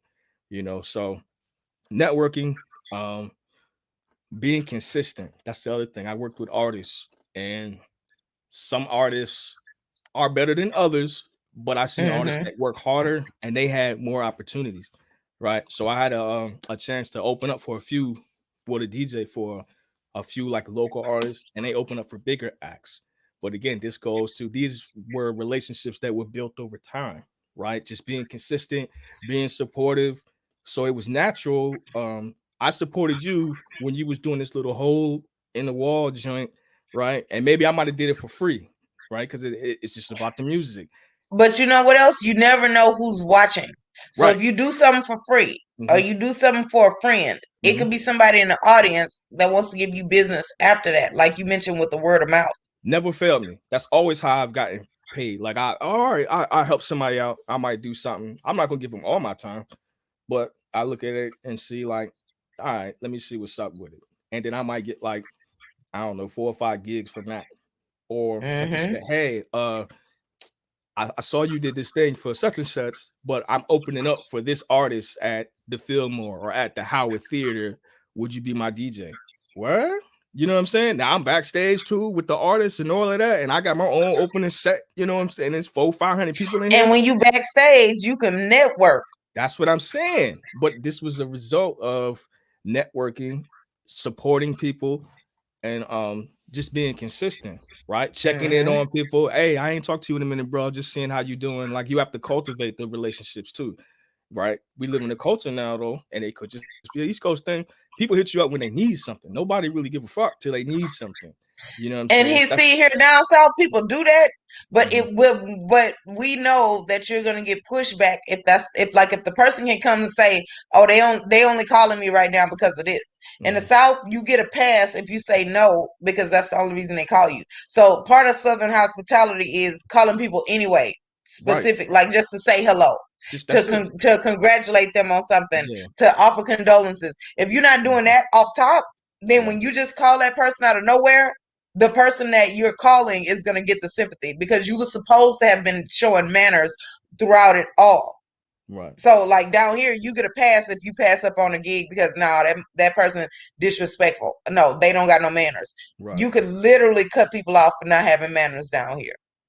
Okay, I get that. And then don't let the money get in the way either. That's one of the things that I've been trying to work on with my protege, because he's young, but he's nice. I mean, and he's been doing it for 2 years, but he wants to make this type of money. But it's like, bro, you ain't got that type of time.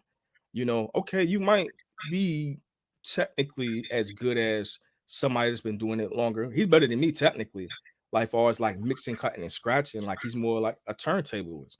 But I ain't gonna say he can rock a party better than me. Like we do our Because thing. there's more to it.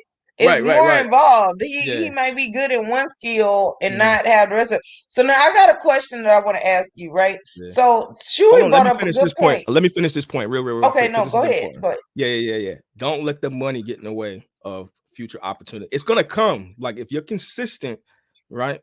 And you're making those connect, because I've seen too many cats that ain't enough money. But it's like, yo, you don't know anybody. Nobody knows who you are. You know what I'm saying? So I'm not saying, keep getting beat in the head, but you have to put your time in and earn your stripes and show people, one, that you're willing to work with them. You're easy to work with. Like I said, don't be no sucker, but let your talent and your professionalism speak for you. And then you'll build a reputation like that. And this ain't just DJing. This is, again, if you're a producer, if you're a songwriter, meaning like, hey, if I say I'm going to do something for you and you say, okay, well, I need that back in 2 days or a week or whatever, that's on me to make sure that I give you what you asked for. That's what we talked about. Don't show up. I'm going to need another week, this, that, and the other. Because now you're going to go talk to Complex and be like, don't work with Naf because he wasn't professional. You know what I'm saying? Right. I needed XYZ by a certain time because somebody else was dependent on it. You know what I'm saying? So, and if you can't do it, then you need to say that. That's the problem with professionalism is you knowing your limits, and if you can't, don't agree to it. It's not about you being able to always be capable of something. It's just you be like, your word needs to mean something. Yeah. If you say you can do it, then you need to be able to do it. If you can't, then you need to say that so that people can know and shop around. Okay, well, you know what? So my question is, Chewy brought up a good question, and ever since I've ever seen you in chats, I've always wanted to know, but I never ended up asking because you were talking about something else, and then we got on that subject. What is okay? So DJ Naf, right? What is Naf? What is that in your name? Naf, NAPH. Right. It's naturally a part of hip hop. Nice. Look, I did not know. I was not expecting that. I was just thinking that it was part of your name or something. That's nice. I like that. Yeah, appreciate it. Just a little something came up with, and I had people like, "Oh, it ain't enough letters." I'm like, "Man, if you don't shut up, that's what my name is, Pump." So wait a minute. So why did you want to name yourself naturally a part of hip hop? You know what? I like that. I like stuff like that. That I wasn't expecting, some that has this meaning and you shortened it. I don't know. I think this is I like it. I don't know. I'm not going to say I think it's cute. That's a sentence that I say, but I know men don't like it. So yeah, dope, right? So look, and even Chewy who comes down hard on everybody was like, yeah, that's cool. So like, what made you want to name yourself that? Now you're trying to get into this whole backstory. I ain't even trying to go all into that like that. Because we want to know the man behind the music, because you know what the next subject is going to be. Who do you want in your company? So we want to know you, and then we want to know if women and people are listening and they find out who you are, then we want to know who is going to be okay to be in your circle. Who should not try it, and who should be like, okay, cool, I am this, but that's next. So that's why I asked that. So yeah, go ahead, give us the backstory, because that is dope. Like, that is nice. So look at Chewy. I thought his name was Nathaniel. No, I ain't gonna say she's like a senior troll. She's like a junior troll, but she's what kind of name? Who, Chewy? I want you to tell me one person you know named Nathaniel. She get on my nerves, though. But she would do the most. Yes, she did. No, so I told you I used to write rhymes and all that stuff too, and well, I can't tell y'all that name, but it was short for another name when I was writing rhymes. I'll just say that, and then I used to say it in rhymes, Naf, and then I started DJing, and it was like people would call me that, and then I was like, man, and it just made sense You know, my mentor at the time, shout out DJ Soulside in Denver, and I was like, damn, yo, NAPH, because it's the last part of that name or whatnot. And I was like, oh, naturally part of hip hop. Like, and I just was like getting introduced to Complex gonna know about this, but like Little Brother and Kev Brown and Blue Scholar, and these are all like cats that were like underground. A lot of them, some of them from Maryland, Odyssey, some of them, a lot of them were from out west though. And I didn't realize that like West Coast had a deep underground scene. Like there's so many reasons why, you know, me and Complex connected like that. Like, oh man, like okay. And he knew a lot of these guys personally. I just was listening to him. And that was just kind of the vibe that I was in, like really on that hip hop, like the underground, like the stuff you hear on the back of his channel, like, you know, like okay. So it just made sense. Like, and I was like, oh yeah, this is natural to me. Like picking it up, getting it. He's like, yo, you kind of nice with this thing. So it just stuck, naturally part of hip hop, and I Nice. just ran with it. And it fits our age group too, because we got to see the last part of real hip hop, and then it Real, turned into yeah. this. To this, So yeah. indie era, y'all, yeah, yup, yeah. So that's what that was. That's what that was. Okay, you know what? I'm glad she reminded me to ask, because like I'm sorry, I like that. That touched my heart. Nah, that's cool. That's cool. Yeah, Okay, so now we've gotten to know DJ Knopf, a little bit. one Yeah. of the representatives of men in the music industry, right? We've talked about what to expect, what you need to be capable of, and what to avoid. Question: Mm-hmm. because Black culture thrives on Black relationships, surviving, what type of woman would be best able to handle and fit into a lifestyle with you and men of like mind? Well, I'm I'll be the first to admit I'm kind of difficult to be with. Okay, how come? Well, because I have certain expectations, and like as I've gotten older and more comfortable with myself, I don't have a lot of tolerance for stuff. Like this is what it is. It's nothing to talk about, nothing to discuss, to debate. Like that's just what it is. Like it's something I don't want to argue about. It's not necessary. I'm not saying I'm like a hard ass or like you can't have an opinion on some things, but it's some No, stuff you just stern. Like, this like is the yo. thing, and there's no room for leeway. So let me ask you: do you feel like you've developed this feeling and this reaction to things because you've had a lot of interactions with women? Mm, that's part of it. The other part is just starting to reach that age, and this is why I enjoy talking to older brothers too, brothers that have been married, that have been divorced, etc., because they understand like no, not if you just reach the age to where what's important to you, like I said, is your purpose or finding your like. It's not about catering and I've done all that. Like we talk about the nice guy stuff and all of that. Now, don't get it twisted. Now, your boy is still a bit of a romantic, right? Like I can wind and dine all of that stuff, but Right. that's not a priority right now. If I'm like, yo, okay, I'm trying to continue to, I'm approaching 40, right? So, you starting to move up in your career. You have other things going on. I got a whole grown ass teenage son. You know what I mean? Like Yep. I That just does change stuff. I'm, Yeah, when you got grown ass kids. I just don't have I'm not even saying the time. I don't have the interest or the energy to be arguing with somebody about what we gonna eat or anything stupid. Why that girl like your picture on Instagram? You know what I mean? Like stupid stuff. And I didn't been through all that. Like, are you serious right now? And I used to engage, but now I ignore you. So that bothers somebody too, because I'm not gonna go back and forth. I'll just be like, okay.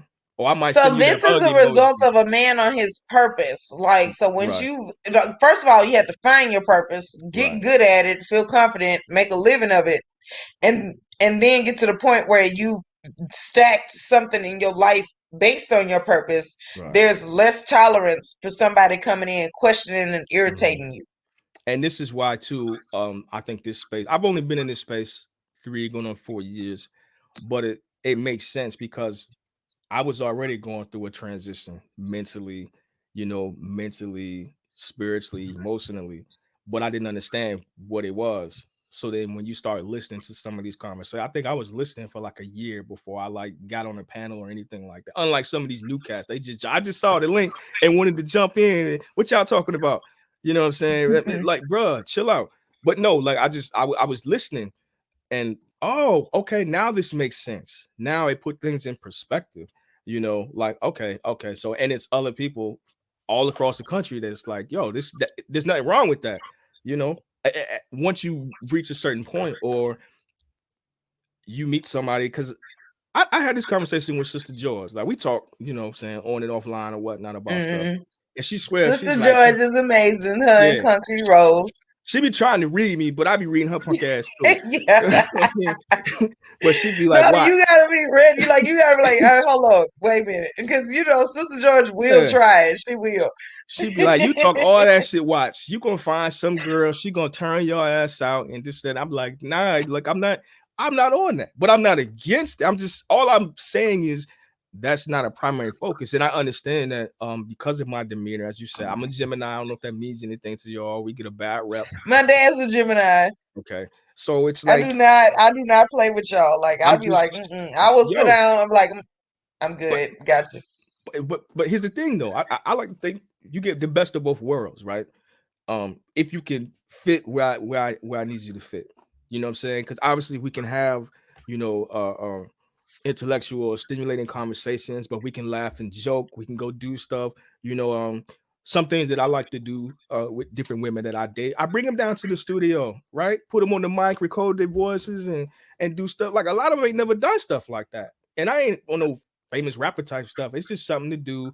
My way of sharing. Hey, this is something that I'm into. Come be a part of that. And then next time, they might say, hey, let's go to this paint and sip or something that they like to do, kind of thing.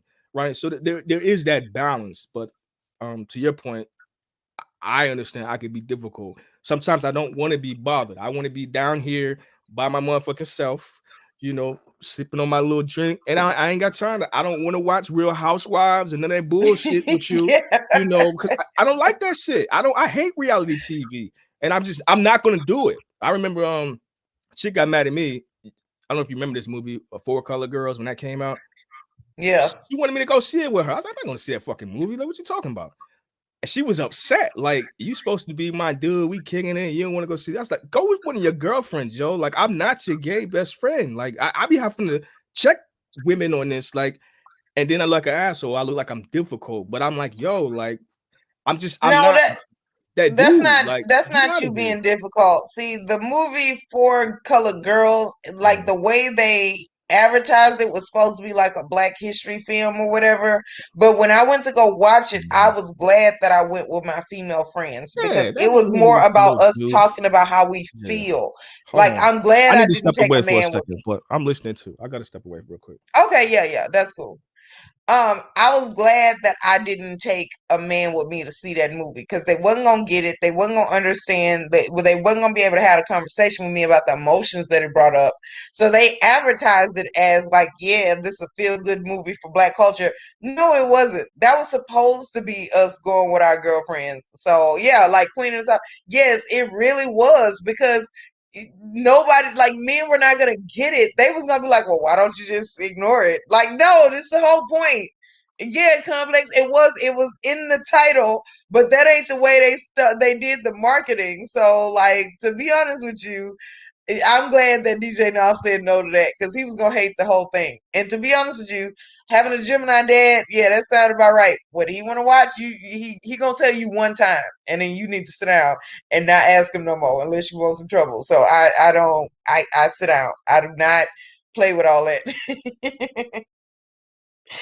Let's see. So what else we got in the comment? Yeah. So Q4, first of all, no, you do not pay Shui to type that, right? Because Shui is a nice woman and you is a hater. And so therefore you do not pay her to that. Because you could have paid $30 on the Cash App and then I would have said it. But no, see, because you like doing stuff, you know, to be weird. And had you paid Shui $30 to type that, she would have took your $30 and not typed it. Okay, so I know you didn't. You use a hater. Hey. All 2021. Q funny, yo. Yeah, he funny, but he is a hater. He is a hater. He is un hater. He's an entire hater. Oh, but if I could dive into your question a little bit more, because Okay. one of the serious relationships I had as a DJ, I was in Korea. Now that was challenging, right? And this chick, she was tough. She was tough. Like I was kind of looking like the man out there, but there was a lot of temptation, and she knew it, and it didn't change once we got back to the States, right? So it's like good and bad though, right? Because you in there, and you know the chicks is they hanging out by the DJ booth. They know you with your girl. That's the worst part, and they doing the most, and she's sitting over there and she's watching. So you got kind of, but then she also knows, hey, look, you better act right now. You see all, you know what I mean? Like, so there was that And that's aspect. why I called it the Pied Piper complex, because they know, they like, here's the thing. I would go out with my son's dad, right? And there would be chicks that fully know who I am. Mm-hmm. And they're gonna try it anyway. And so I'm not really equipped to handle dumb shit out of chicks. Right. So like, like they really do, because you know why? Because they feel like if they can get you out your character, either they can slide in or they got a homegirl that they're gonna slingshot in. And so my thing is like, why? But you know why? Because there's a benefit that they're getting out of it. And that's why I'm glad we're doing this panel. I don't know if it's a real benefit. It might seem like it's a perceived. They believe that they're gonna get something out of it. Like, into them, in their mind, they sit and they pregame with their friends, and they feel like, yes, on 3, we finna do this. And yeah, they believe that they're going to, but it depends on the man. Some men are capable to, avoid that type of temptation, because here's what I wanted men in the music industry to understand. Those women who are willing to do all of that, that's a character flaw. That means that when you fall off, or if she needs something that you're not willing to give, she's going to be willing to put that same game into play again. And it's going to fuck over you and your dream. So these are, it's not a good idea. I know it's tempting. You feel like, yeah, I earned this or whatever, but it's not a good idea if you got a dream in music, because that's going to be the chick that be your downfall. It could be. That's definitely something to consider, especially if you're talking about, like I said, being serious. But the other aspect of that is dealing with insecure women, right? Like that's why you have a lot of people that like aren't let me say this, right? People that are in the industry and that consumes everything. Typically will only deal with other people in the industry. And you've heard people say this as well, because they understand it, versus like if you're in the industry and you're dating somebody that's a career professional, they might not understand why you're working, late at night, or if you're in the studio, or you have to travel all the time, or why you have to take these pictures with all these, pretty ass women, or it could be a female too. Why it's dudes that are sliding your DMs and want you to come to this shoot and do. That's part of it. Like you have to, kind of put yourself out there like that. Like, when you see Instagram models or any type of celebrity chick like that, 9 times out of 10, they're not posting their boyfriend online or their husband or nothing, because they know. Yeah, because in that field, here's the thing: you get more. Like, here's what they tell you is that you get more support, more sales when you're single, because people are buying it because they have the ability to dream that they can be with you. But what do you think about a whole lot of rappers, for instance, gangster hardcore rappers that are married? Snoop Dogg, Ice Cube, right? They were married. They just didn't ever bring their wife into the spotlight, so women could still fantasize about being with them. Yeah. I mean, go ahead. I'm sorry. You were saying?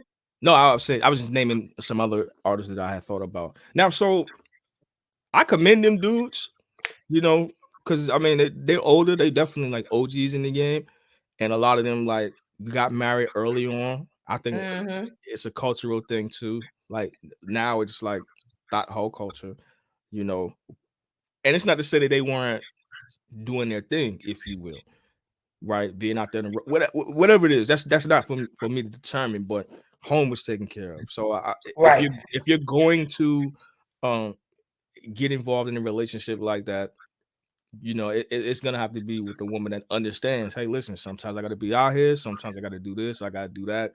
Like this is part of the life. It's part of the culture. And yeah, I mean, either she's gonna be with it or she ain't. I mean, I don't know.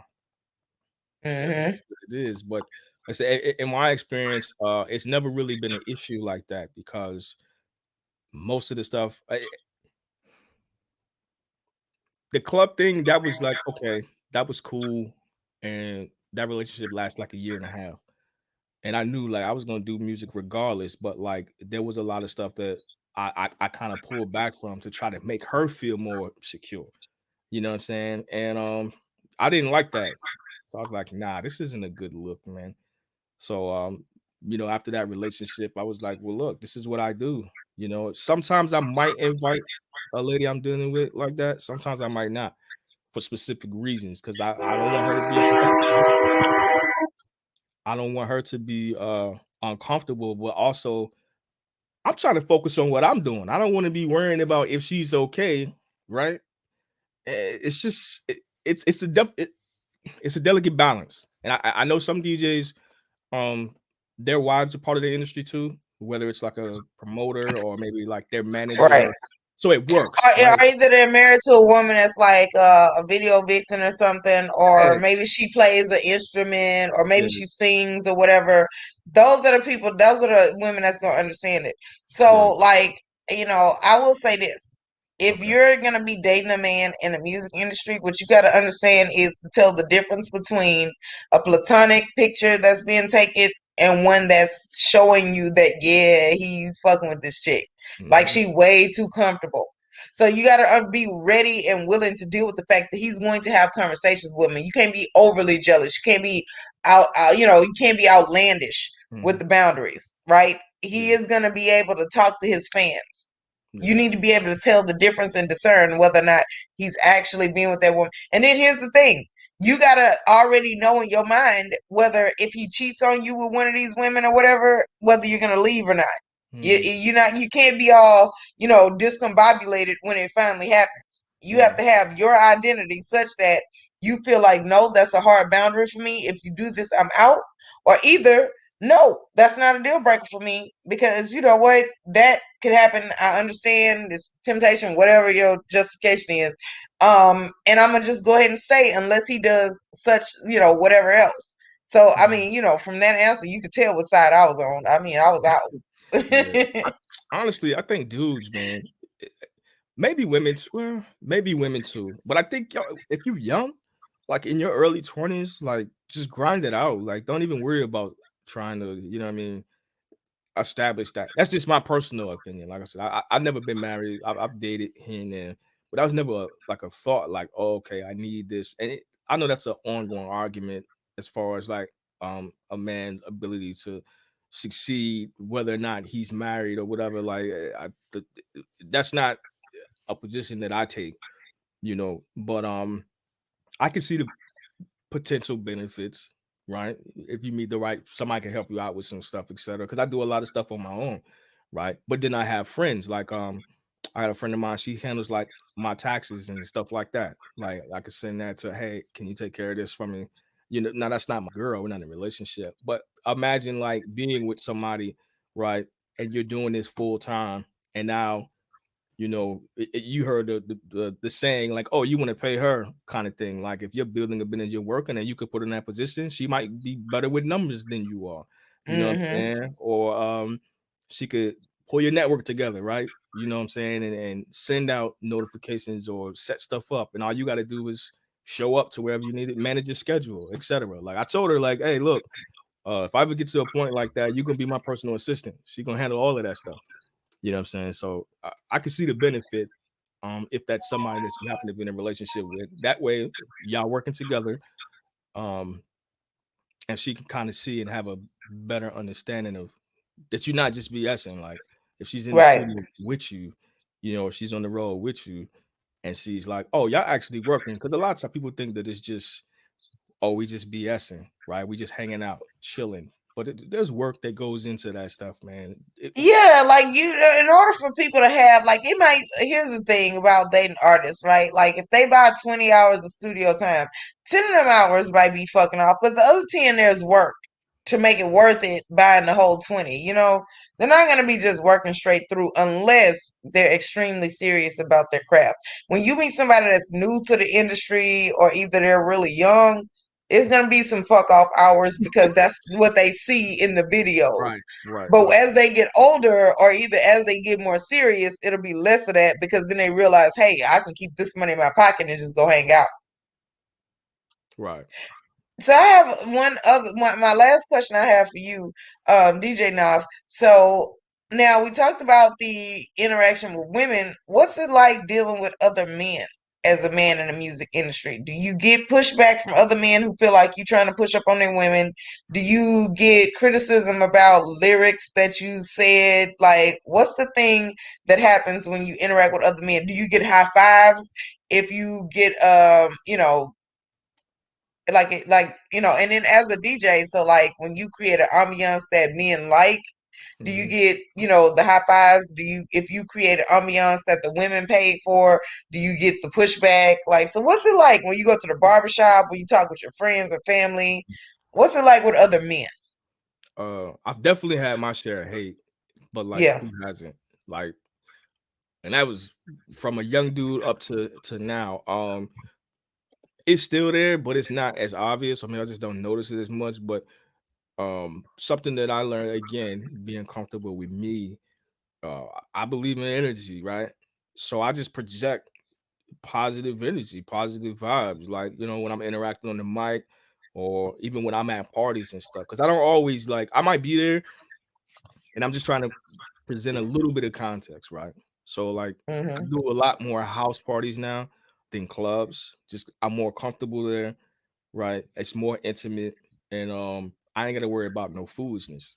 You know what I'm saying? Too old for that.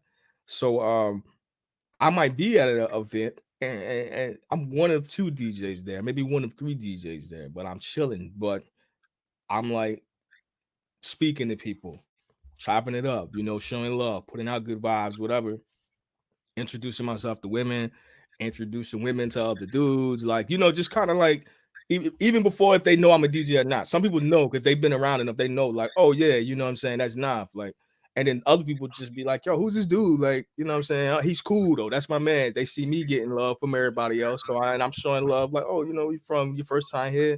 Like, yeah, we get down, whatever. Especially with COVID, it was like we was kind of like doing like secret parties with our mask on and all that. But telling them, like, yo, listen, we kind of do our thing, like summertime pool parties, et cetera, et cetera. Like, it's a dope crew.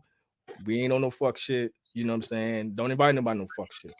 And then like you do a set, but yeah, like they see, okay, you play a range of music. Because again, we older, right? You talking about people with retired military, 20 years of service in the military, like I said, government workers. Like, it's just it's a more mature crowd. And then there's some young people there too. But then they see, like, okay, we can do some ratchet stuff, and we could do some old school stuff that they remember, kind of thing. But my point is, the dudes pretty much be showing love for the most part because I show them love. Right. You know what I'm saying? And I play a song like, hey, fellas, what y'all stand on the wall for, man? If you don't grab that girl, go dance with her. Go do just talking trash or whatever, just having fun with it. That's worked for me. And that's taking years too. Okay, go ahead. That's taking years too, right? To get comfortable on the mic, to interact with the crowd like that, right? To make people feel comfortable enough to want to engage other people. But that's part of your job too, right? Being a DJ, right, or whatnot. So for the most part, I would like to say that I've got more love from other dudes in the industry. Plus, I'm always networking. Like, there's a guy down in Dallas, a young artist that I'm trying to work with now. You know what I'm saying? Like, I sent him a track. He gonna spit on it. I got a dude out in, I think he's in DC or Maryland, a singer. Like, I'm always like scouting for talent. Oh, like, boom, hitting people up. Yo, we should link. We should chop it up. Like, but just extending that positive energy. And then when people, they check your creds and they see who you. Oh, okay, yeah, he's a cool dude. So I rock with him. There's definitely been misconceptions, but for the most part, I project positive energy. So it's come back more to me than the hate. The hate, yeah, it might be because some girl like me and he like her, and I'm not even probably worrying about her.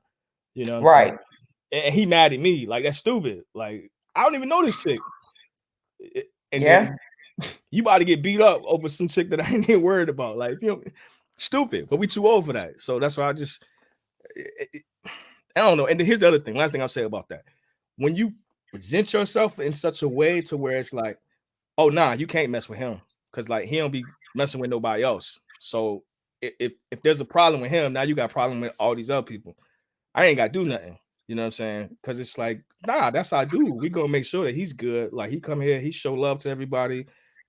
Who are you? You and your girl gotta roll out for all y'all get beat up in here, kind of thing. So, but yeah, So it's you got a question, DJ Knob. I mean, I know you answered this, and I know the answer to it because you answered it earlier in the stream, but it's up to you if you want to re-answer it. And then I also wanted to welcome Complex Design to the panel. Yeah. I don't know what your time looks like, DJ Knob, if you have time for any questions from the chat. I mean, yeah, I you know, I'm 39 though. I'll be 39 in a couple months. But okay. Yeah, I was No, hoping wait, in like not a couple of months, months, in a couple of weeks. Who? You? Because it's less than 2 months. Well, I'm June, so. Oh, okay. So a little okay. Okay. Yeah. I thought you said no, you did say June. Okay. Yeah. So welcome. You know, hey Complex, how are you? Hey, can you guys hear me okay? Yes, yeah, we can. We learned a lot about you in the chat about you and your music history. So I didn't know about that either. Well, you know, that's kind of how Naf and I linked. Yeah. Yeah, he was saying that. You know, so I'm here to support the bro. You know what I'm saying? Because he dropped a lot of music gems. A few. lot of relatable, experiences. There were questions that I actually, it was so long ago. We'd have to just kind of get in the conversation, but yeah. I wanted to actually draw out of Naf his experiences. Mm-hmm. I don't want to really kind of come up here and talk about my experiences per se, but I know they're relatable to Naf's, right? Yeah. So I know there's certain questions I can ask him. Right. So if you have anything, so if you got questions that you feel like will make this more, go ahead. Okay, all right. So I think one point I want to maybe recall you guys were talking about was like, okay, so let's just say like the type of music you might play to set vibes and stuff like that. Mm-hmm. You know, like when it comes to that type of stuff, I mean, I think people don't really understand like sort of like the art and science of that. Yeah. Can you go into that a little bit more? Yeah, I was touching on that with like the dBs and the BPMs. So the decibels, you know, as far as like the volume and stuff like that, and then the beats per minute, as far as like how fast or slow the music is going. And again, this is stuff that I learned like years later, right? As I've been doing it, I don't even remember where I learned it from. You know, probably picked it up from somebody else. You know what I'm saying? Just once you're in it and you study it, you know, you listen to other people, you watch other people, like you travel around, like because you're a fan at the end of the day, the same way that you are an artist, right? There's artists that are fans of other people's. I'm a DJ. I'm a fan of other DJs. I produce. I'm a fan of other producers, etc. So it just goes on, right? But with your own experience, would you say maybe it came from like what they call reading the crowd? Absolutely. Yeah. Again, and I tell people that was probably one of the last things that I learned. And I can admit I still haven't mastered it because now that's the hardest skill in DJing to master, bro. Nobody understand and Complex. I think because y'all need my field of expertise, human behavior. So y'all don't get to get away from my job. So y'all need my help to read the crowd and know human behavior and know what you're looking at, and it goes into music. Well, I want Nav to finish what he's saying, then I'm gonna go a little deeper. Go ahead. Right. So what I was gonna say, Complex, you can appreciate this. I'm kind of at that space to where it's like trying to find that balance between reading and controlling, right? Because I take you where I want you to go. Yep. But there's a balance to that, because like if it was up to them, and if I just followed the crowd the whole time, especially now, it'll just be trapping it out all night. Trap. But I have to be willing to say, okay, I've been playing trap for a while. I'm reading the crowd. Let me play some dance hall, or let me play some R&B. Like somebody just said, Pretty Ricky. I mean, you can't just drop that stuff in. There's a way. No, to you got to take them there. You got to take them there. You got to take them there. You got to take them there. Yeah. I'm in that. I've reached that level of, okay, I got you, but I need to move you here, smoothly, and then maybe take you back there or take you somewhere. But that's been a challenge, from time to time, because there's no set formula. It's not like I go in and I say, okay, this is the set, and I can do this set repeatedly. I haven't mastered that yet. I have sets, but this set may work here, but it may not work here, right? And vice versa. So, preparation. I forgot about that. What is it? The 5 P's. Preparation prevents poor performance. I like that. Never heard that before. Like these are hard lessons I learned. See, you should have been my mentor, man. Because I literally learned some stuff. Dude, no, I've been because booed in clubs. I've been booed at house parties. Like I've earned my stripes. Yeah, that's what I'm saying. You have an understudy, so yeah, you're at that stage where this is why I'm asking you, because when you have an understudy, then these are like the higher things that you have to learn, right? Because then guess what you got to do? Pass them down. Yeah. Right. So there's like an ascension process. And so I already know what's up with you. We didn't already try. Like I said, like Nav was probably like on like the second or third Sapio live stream that I did. Yeah. He was on early on and shit. And we was just chopping about music and stuff and our experiences. But when it comes to that, it's an art and a science. It's very quixotic. You hit on it. There's no formula. Right. There's no formula, because people go to like listen to certain DJs because they have like a certain sound signature, right? Like they just do certain things. They might play the same type of music other DJs play, but they'll play it differently. They'll mix it differently. They'll blend it differently. You know what I mean? There's all these different things, right? It's how like I said, take them there. Yeah.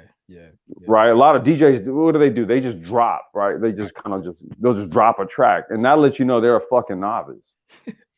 Let me get to talking shit, dude. Yeah.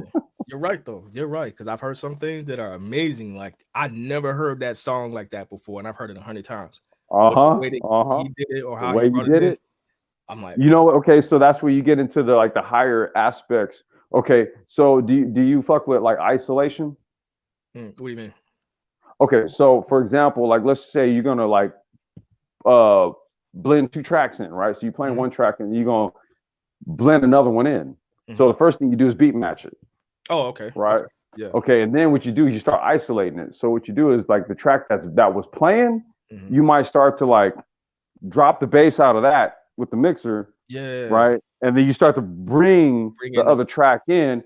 And so what you get is you get this layer. You get 2 tracks playing on top of each other. But what you can do is use the mixer to start isolating sounds and shit. Dude, I'm gonna tell you right now, the master at this shit is a house DJ out of New York named Joe Colossal. Like he's when you say like you heard a song 100 times, but when a certain DJ plays it, it sounds different. Yeah. That dude right there. Okay. And I play some house too, man. I never knew that was the term for that. So see, still learning, man. After all this time, I never knew that's what that's called. Yeah, so you got cutting, mixing, blending, right? There's all these different aspects, right? Yeah. Blending, that was the discipline I decided to take up. I wasn't really trying to be a battle DJ, right? Yeah, me either. But yeah, I was about like like making mixtapes, doing radio. Right. Or clubs and shit like that, right? Where I didn't really have to be on some like, on some display shit. But blending, that's an art and a science, bro. Yeah. You know what I mean? And the way you really fuck with sounds when you blend 2 songs together, and how you really kind of get the frequencies to fuck with each other in ways that like they don't typically intermingle when you just layer them on top of each other. What you have to do is you have to use the mixer to start isolating the highs, the mids, and the lows between the two, right? And then you can and see when the beats are all on the same tempo, then what ends up happening is that when you start isolating and shit, oh dude, magic happens. Right. Hey, you want to know what's crazy? The first dude that showed me that was the drum and bass DJ I was talking about. That Oh was yeah. Miami. Like Yep. it's crazy. Quick story, right? So I'm in Korea and I'm practicing. Mm-hmm. And I got my little stuff set. I took over like a whole what we call day rooms. It's like a common area. I had to put a lot of everything. So I'm in there working on my stuff. And you know, he's just in the dorms walking around. He's a white dude, cool as shit. You know, his flip-flops on, had his little beer, and he walked by and he saw me in there messing around. He came in there and he's like, "Oh, you know, what's up, such and such?" Like, I didn't know you DJ. And I was like, "Yeah, you know, I've been messing around a little bit. You know, I'm trying to look to getting some of the clubs out here or whatever." So he just was kind of checking me out, watching what I was doing. And I'm like, "Oh, okay." He didn't tell me he DJ'd at first. He just was like, "Oh, okay." He was watching me, and I'm basically like crashing records together. Like I'm just like, and then he just here down, and he was like, "Yeah, you know, I used to DJ, you know, drum and bass, etc." So then he got on and he started showing me. He was like, "Man, you can't just have two basses banging at the same time. Like you can't, dude." I didn't know, man. Like, but these are the type of things over the years, like, you know, people were teaching me, and this was just casual conversation. But that's how it happens. That little 30 minutes that he showed me literally took me from like here to like there. Okay, I'm up another notch now, right? Because I just got that. And then he was also teaching me about the networking and not to just roll up. I don't know if you could speak to this as far as like being a new DJ in town and just start putting yourself out there without, I don't want to say checking in, but finding out who is who, right? What sets are where, like, you know, because there's clicks and you don't want to just roll up like, yo, this is my club now. And now people waiting for you outside or breaking into your car or, you know, any types of stuff like that. Like this stuff was happening, man. So he was just giving game like that. But I didn't think it was real. But then I seen it like, oh, yes, dudes out here stabbing cats because you took over their bro, club. Like, you know how many fucking fights I've been in? Crazy. Over some club shit? Right. I didn't know that was the thing, man. Wait a minute, come back. You out here throwing hands. I can't believe you. Yeah, that's why the space gets me fucked up sometimes. No, seriously. I'm dead serious. No, I know, I get it. I'm laughing at how you said it. Yeah, because you're smart. Like, oh. Yeah, you're smart. So, yeah, like. The fuck? Man, full-blown fucking gunshots and shit. What the fuck y'all talking about? You know? But no, dude, like that whole thing that you were just saying right there, that's what I'm talking about, dude. It's like sometimes it's a chance encounter with someone who had some DJ experience because, dude, I play a lot of drum and bass on the Brain Trust oftentimes when I'm doing live streams because sometimes the subject matter and now if you know this because I'm gonna equate it to sound signatures. Okay. Right. Like, so for example, when we were just talking about what to play. Okay. What is the ambiance, the scenery? What's the setting? Drum and bass is an extremely complex form of music. Is that drug music? I've always associated. No. It's, dude, depends on what you're listening. Depends on what you're listening to. Because if you're listening to like Goldie, Metalheads, let's see, who else? Because that's a lot of the stuff I play. That stuff is extremely sophisticated, jazzy, soulful. Okay, depends on what you're dabbling into, right? There's this every genre has a spectrum. Even in hip hop, you have like the cream of the crop stuff, and you have like the trap gutter dumb shit, right? You have extremely high level complex jazz groups like Green Cosmos, stuff that I play on the Brain Trust, and then you have your more garden variety stuff like a Kenny G perhaps, or Wayman Tisdale, something like that, some soft jazz type of stuff, right? You have your spectrums. All genres have their spectrums. Gotcha. So whatever genre in, it's the spectrum that you're tapping into. That's now crazy. the mark of a really good selector or a DJ is when you can tap into multi genres and keep that same sound signature across genres. That's the Yeah, mark of a fucking DJ right there. When yeah, you can go from hip hop to reggae to neo soul to right. house Yeah, in one set. yeah, yeah, yeah. I dabble around with that, and that's what Yeah. my young boy he's been working on. He's more so like kind of formulating like the AM feel Mm-hmm. where it's like, you know, trick mixing and all of that, but it's like mixing songs that you like, whoa, like he put that with this, or you know, he put that with that, and it's like crazy, like You know, remember they call it mashups. right, yeah. Mashups. But now it's like, here's the thing too, and I said this, well, I was touching on this earlier, like when I would hear a song, I'm like, man, I heard this 100 times, I never heard it like this. There was a club Mhm. I was in, and it was another unassuming cat that was spinning, and he had did this crazy mix. I swear I thought that maybe he downloaded, because you know now you could just download those. Like you got some people still doing them on their own, but I was trying to look over the table to see what his hands was doing. Like, is he really doing this? Because it was so cold, man. And I Mhm. started hearing about DJs like not playing their sets or playing pre-recorded sets, like not playing Pre-recorded live. sets, bro. Like Yeah, man. Like, once we went Serato with it, dude. yeah, You had. I remember Paris Hilton got paid $2 million to do a DJ gig. I seen that. I didn't know she got Remember paid. that shit? Like May, this is like 2013, maybe 2014, Wow. 2013. And dude, that set was pre-recorded. She literally just stood up there, hit a button, and just stood there. That's what man. Look, somebody was Bro, asking about the house DJs. They do like all the festivals and all of that stuff. Like I know yeah, some of them do pre-recorded sets, they do. Yeah. you know, and get paid millions, man. But yeah, you could just download this stuff now, and it's kind of I don't know. It takes away from it because literally you can put a set together, edit it in the studio, right? So it sounds flawless, and then just boom. But you know, okay, but that then becomes okay. So let's talk about venues, Okay. right? Because there's certain venues, right, where you go and that's it doesn't really matter. The people who go there, they're just literally going there to get drunk. Maybe they're Yeah. high on some shit, whatever, Yeah. right? And they're just there to right. And then you got the other shit, right?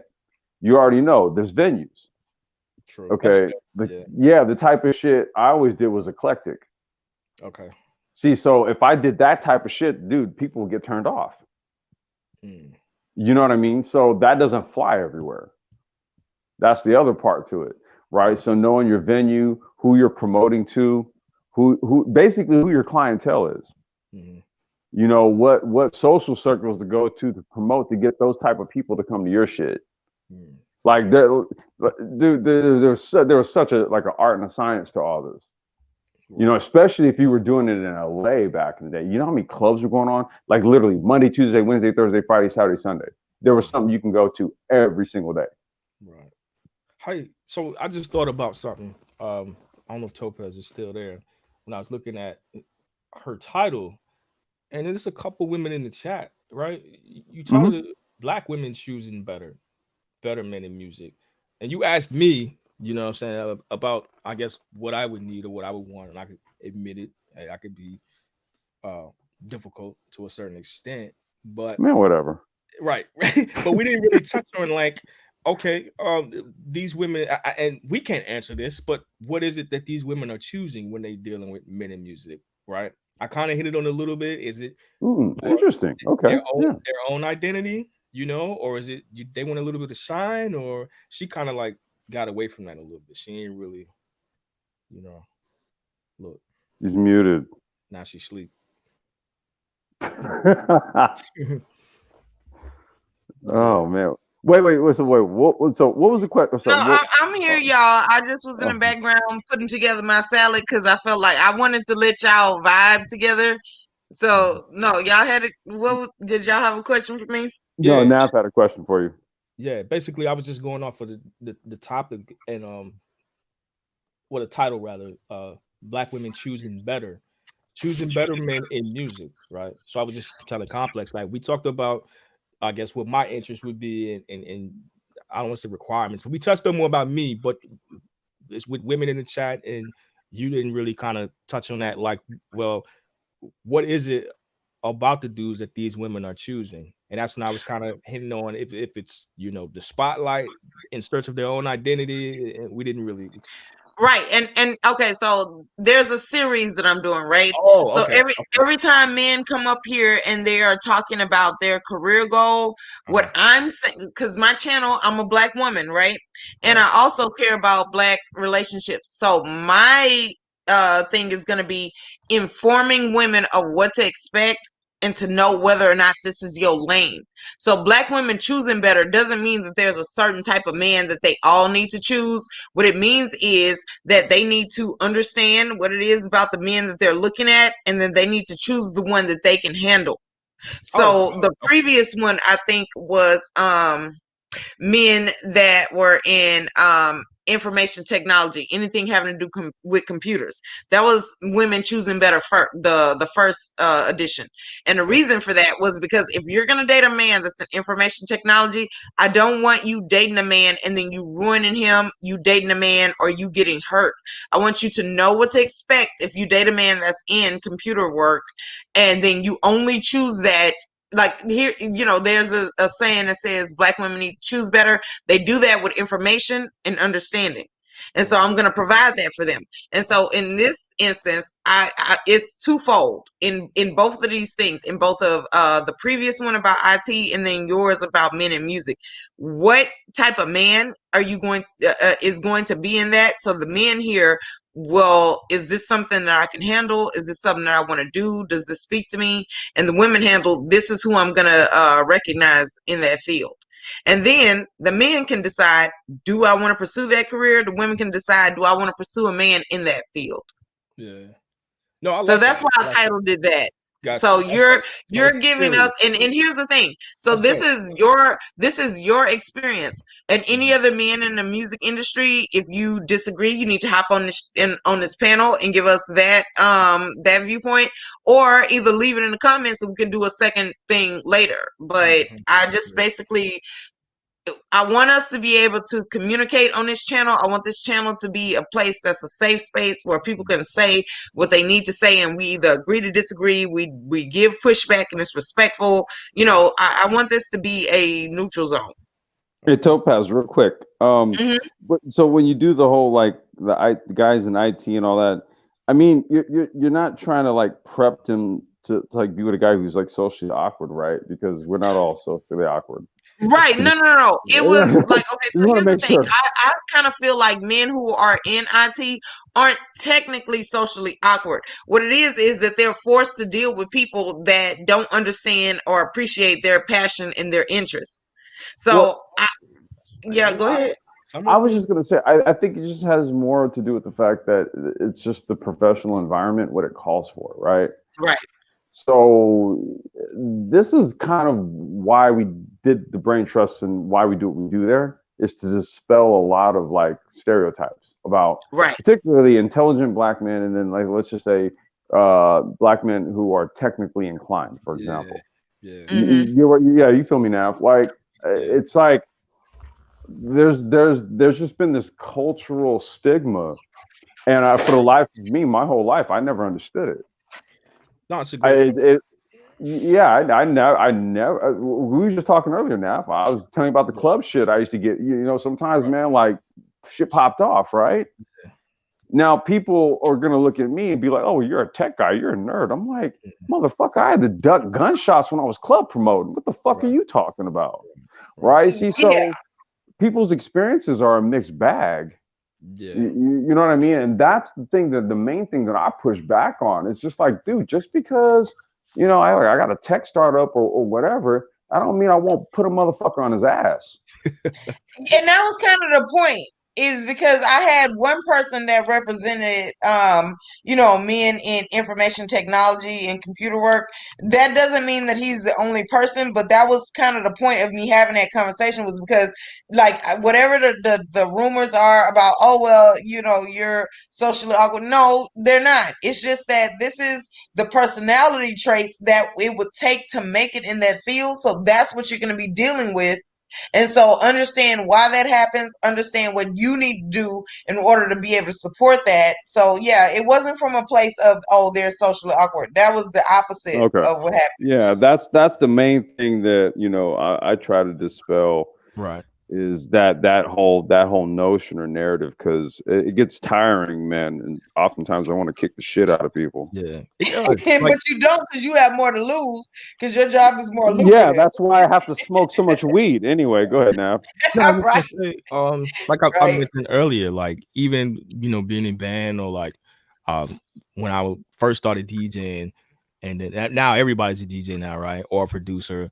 Like you were considered corny being into music and all of that stuff, right? Until it becomes popular, or people find out that you actually have some skills, right? They just think that, oh, he's just trying to do this to fit in, or he's trying to do this to get girls or whatever. Like there's just always these assumptions, right? And it's crazy to see him in this space, especially at this age, when it's like you got grown ass men still calling other grown ass men corny or lame, or for whatever reason, like, oh, you work in IT, you a lame ass dude because you never been locked up, or you don't do anything in the streets, or whatever it might be. So no, I can appreciate channels like the Brain Trust, or channels like this, because it's like, yo, like at the end of the day, it comes down to decisions, right? We all come from different environments, but really it comes down to what choice you made, right? That decided the direction that you went. And I mean, at the end of the day, I don't know. I'm a big, believer in that it all comes down to choices. I get it. The choices may not always be sweet for everybody, but hey, look, you got A or B. What you gonna do, man? You know what I'm saying? It's still a choice. And I think in your situation, you were saying like you didn't have as much freedom to choose, necessarily what path that you wanted. But I don't think that should take away from the fact that you're still your own person, that you can still relate to, other people.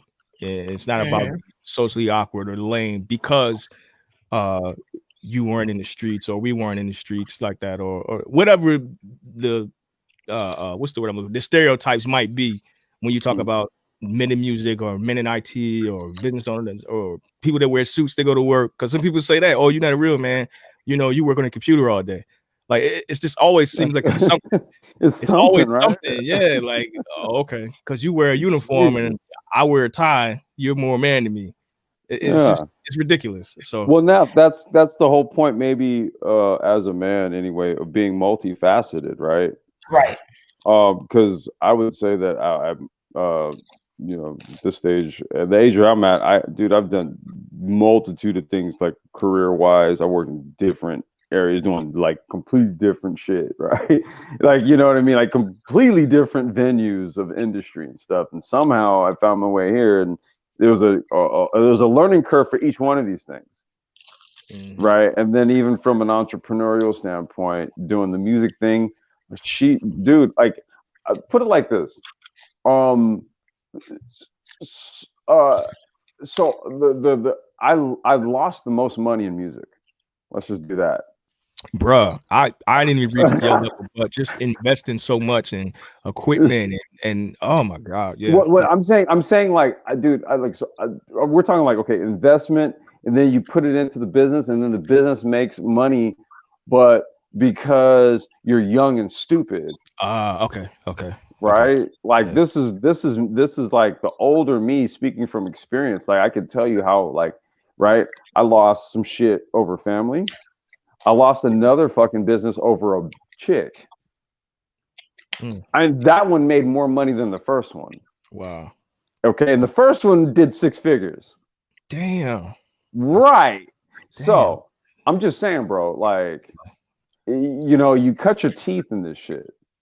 Right. You know what I mean? Oftentimes I hear a lot of like hypothesizing.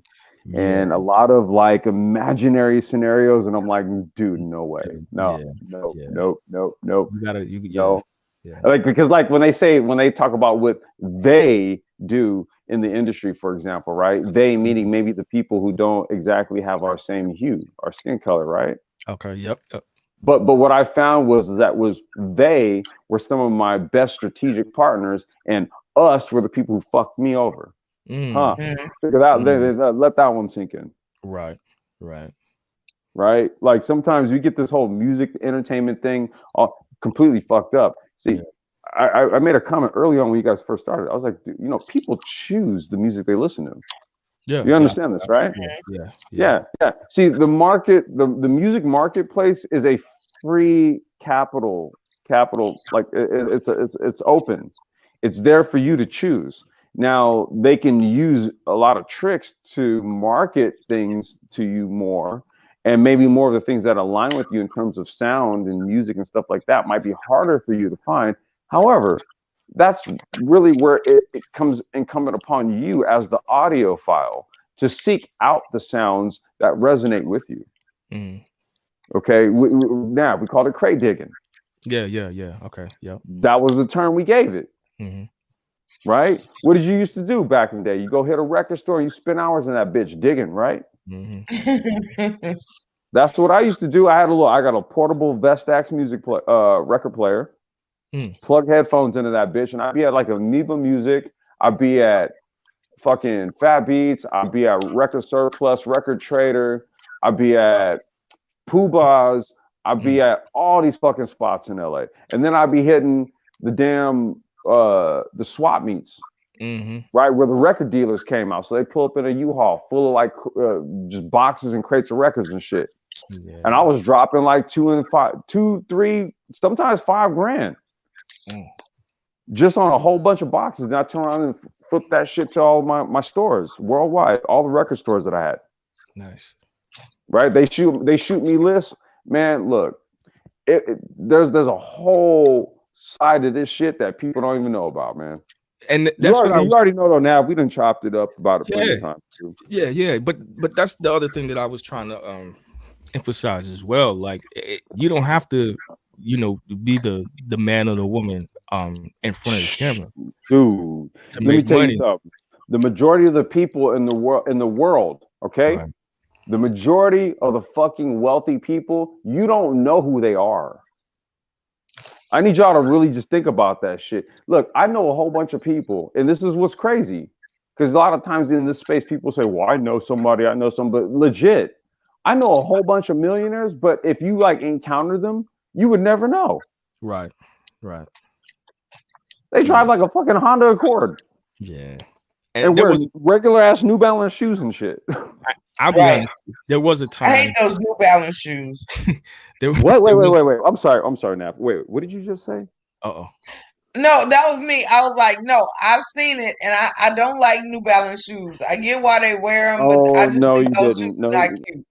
They comfortable, but Yeah. Okay. So I think Complex gonna come back in a little bit. But yeah, I was just letting y'all rock out because that was the point of the stream. It's so that people understand what to expect, what to know before you go into it. My goal is for people who are going to interact with somebody in any specific field to not go over there if you can't handle what it's going to be when you get there. I just want to cut out a lot of the BS. Real quick, Topaz, in the underground hip hop culture, New Balance has a place. I'm about to show you literally some joints that I just copped. Because I hope they're cute, Complex. Because the ones I'm thinking about is the white ones. You're thinking about the damn grandfather. Yeah. That's what you know. I was like, no. Hold on. Go ahead, Nap. You got it. Okay. Look, so if you're gonna share your screen, Complex, that's cool because like the picture I got in my head is not flattering. I understand why, it's just not flattering. So if you got a better idea, just share your screen. I'm cool with it. I forgot what I was gonna say, man. Y'all crack me up about these shoes. Well, you and Complex were bouncing off each other about a conversation y'all had before.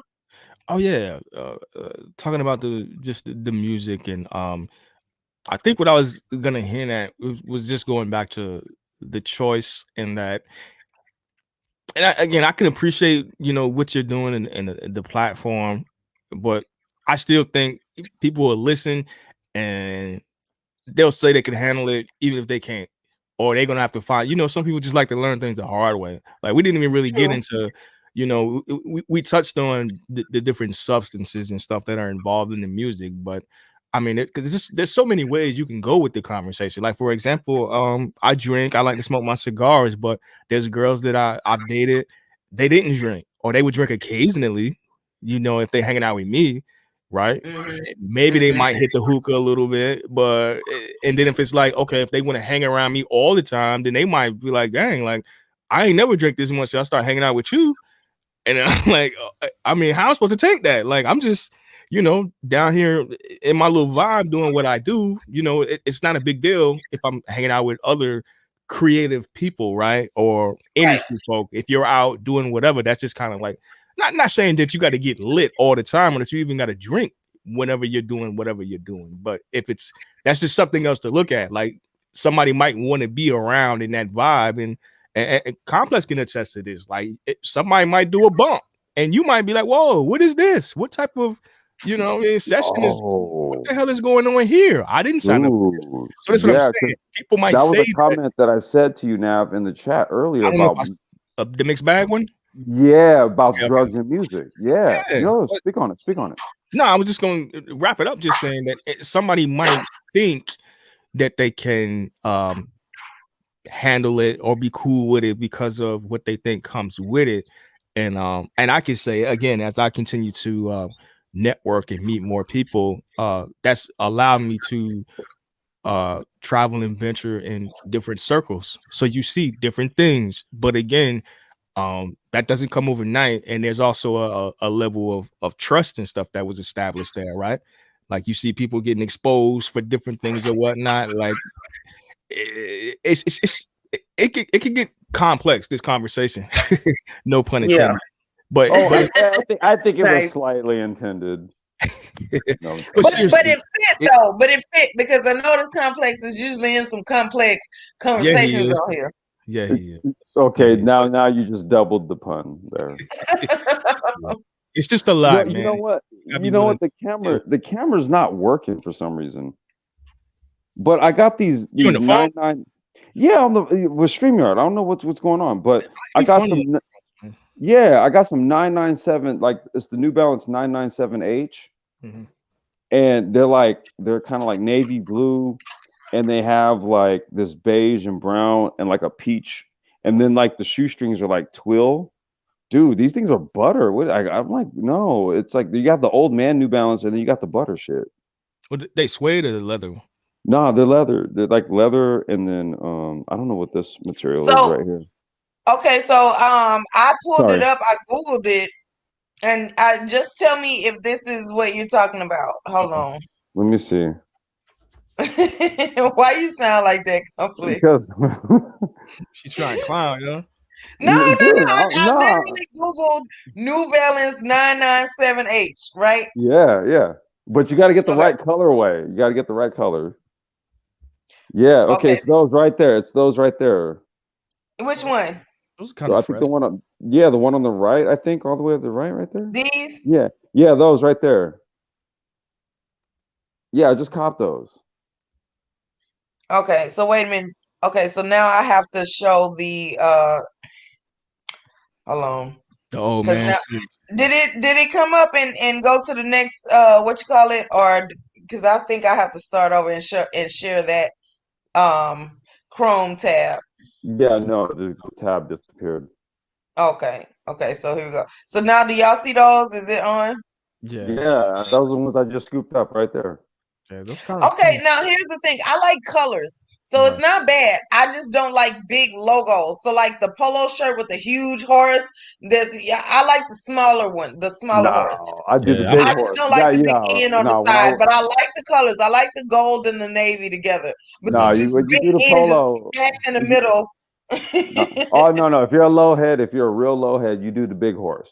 No, man, no. If you're a real low head, I want it to be secret. I don't need everybody seeing the horse. I don't want it to be announced. No, you do. Look, there's certain. Okay, there's like a polo rugby that I have. Right, it's all white, and then it just literally just has a green collar. It's a polo, so it's like long sleeve, right?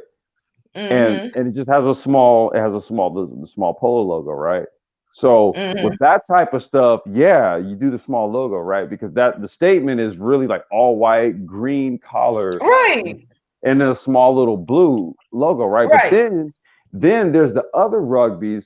I have another one. It's I want to say was it Scottish national rugby team or something like that, or Mm-hmm. polo. I'm sorry.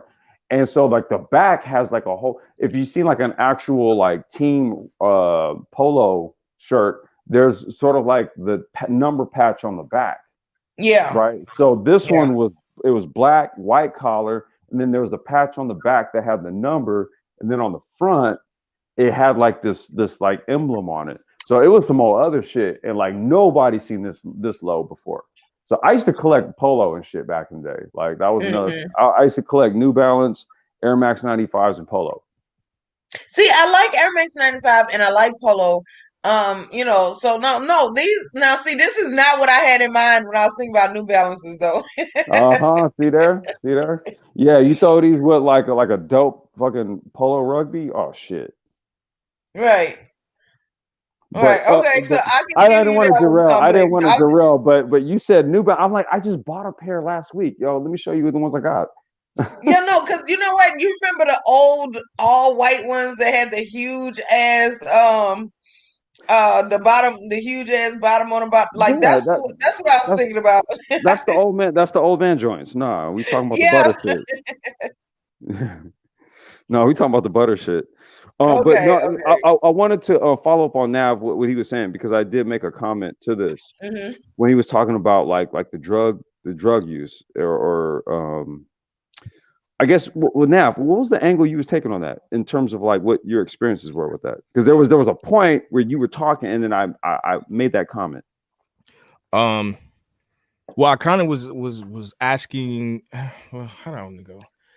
As far as it being part of the culture, Yeah, and that's what it was. yeah, how it can influence creativity, and then of course that can That was obviously it. lead to like dependency, etc. You know, Right.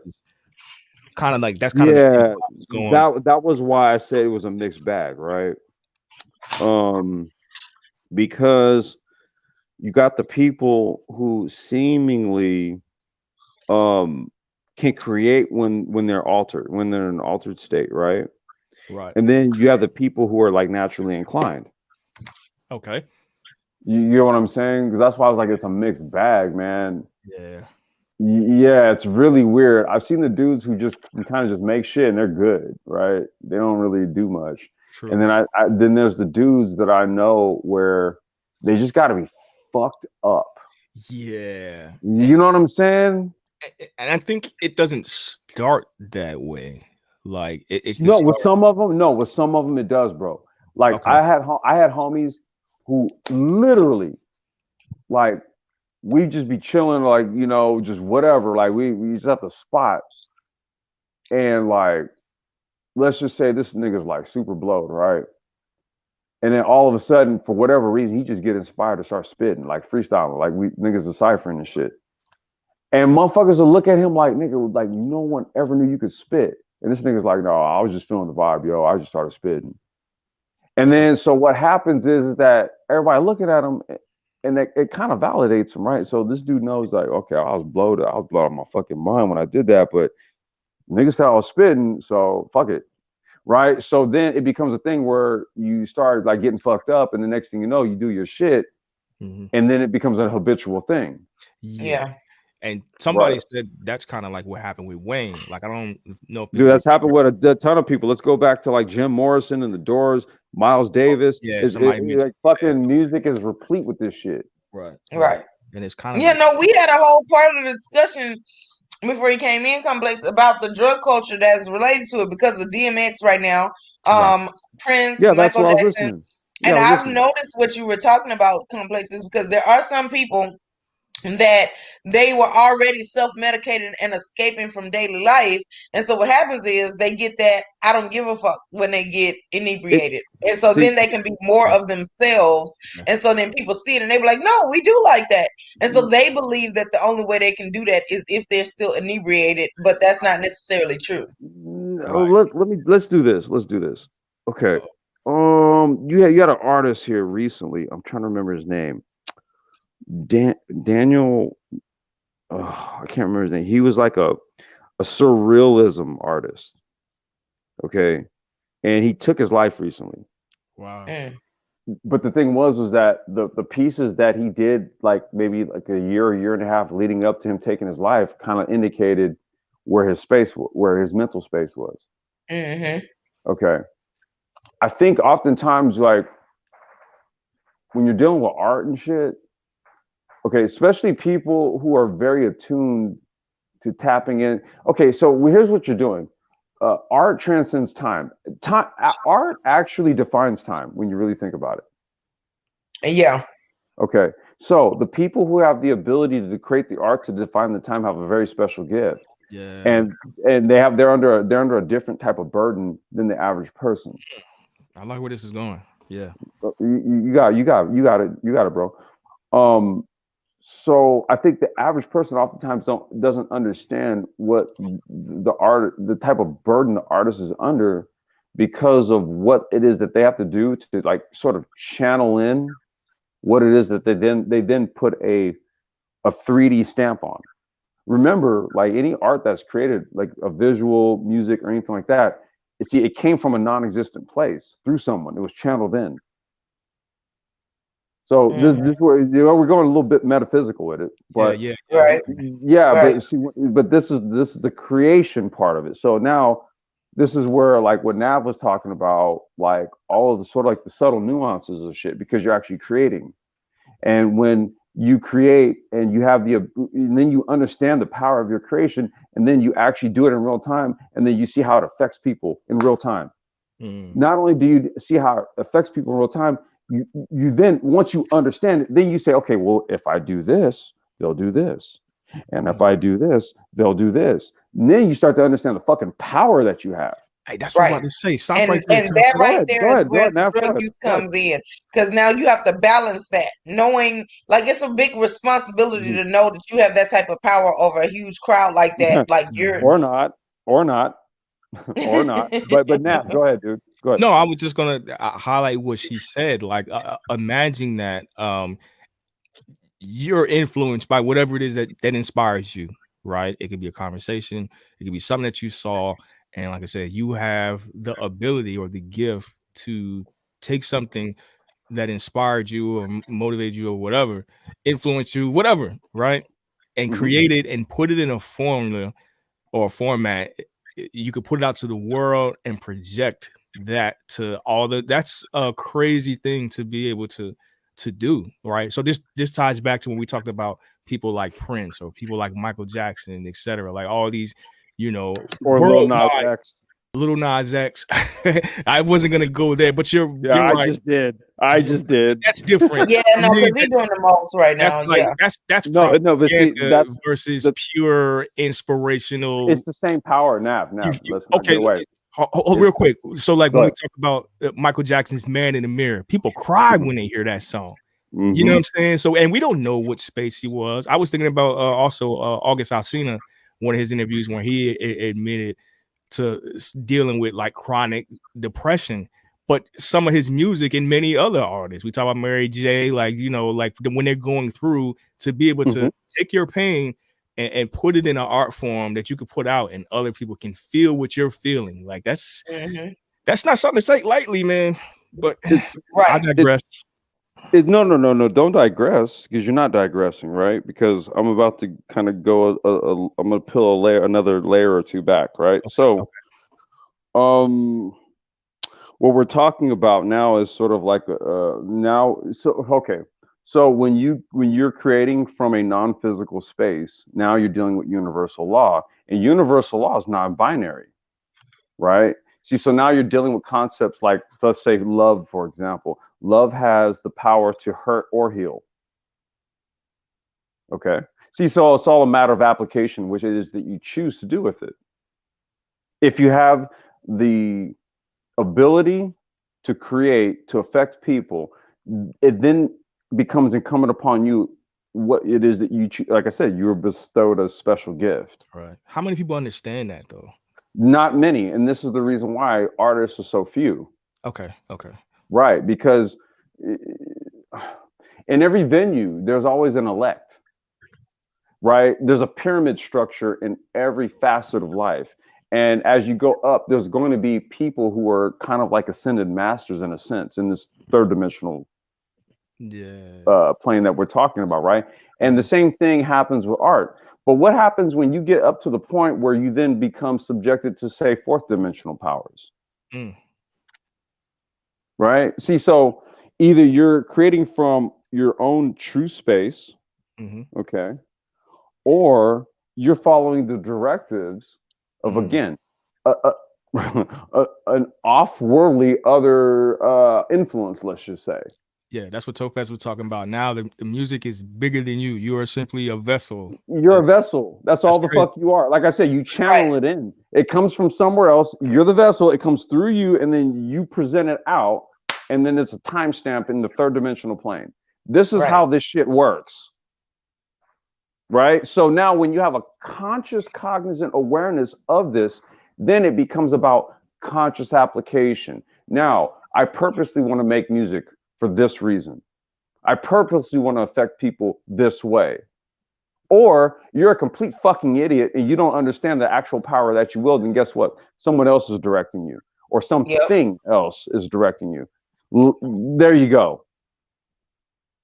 Yeah. You're right.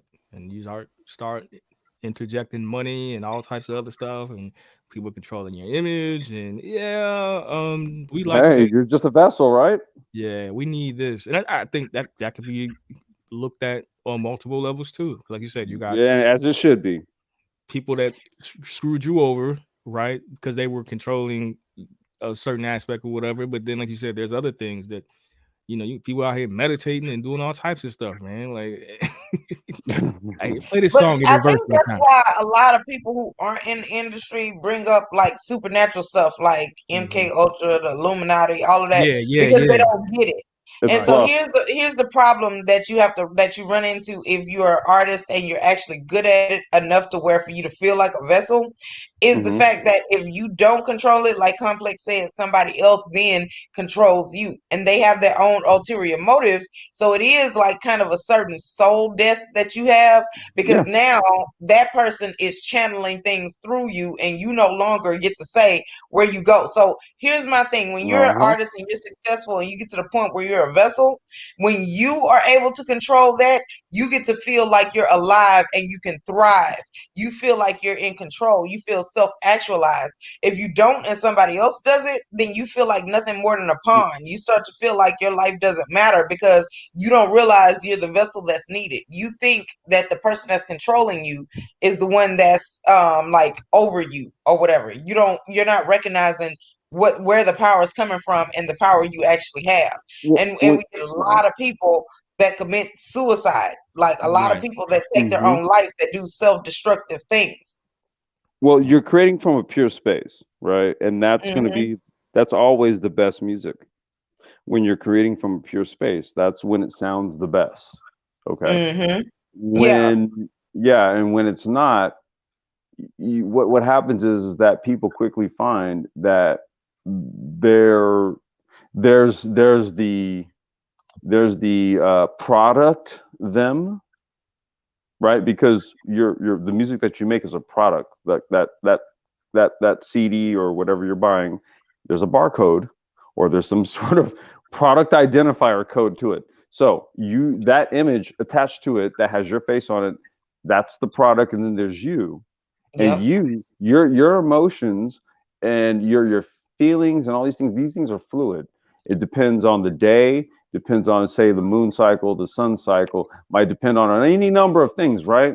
But all that shit has literally nothing to do with the product you, right? And when the product you recalls that, when the product you recalls that you have to be this person, even though the real you is not that person, that's where the discord happens.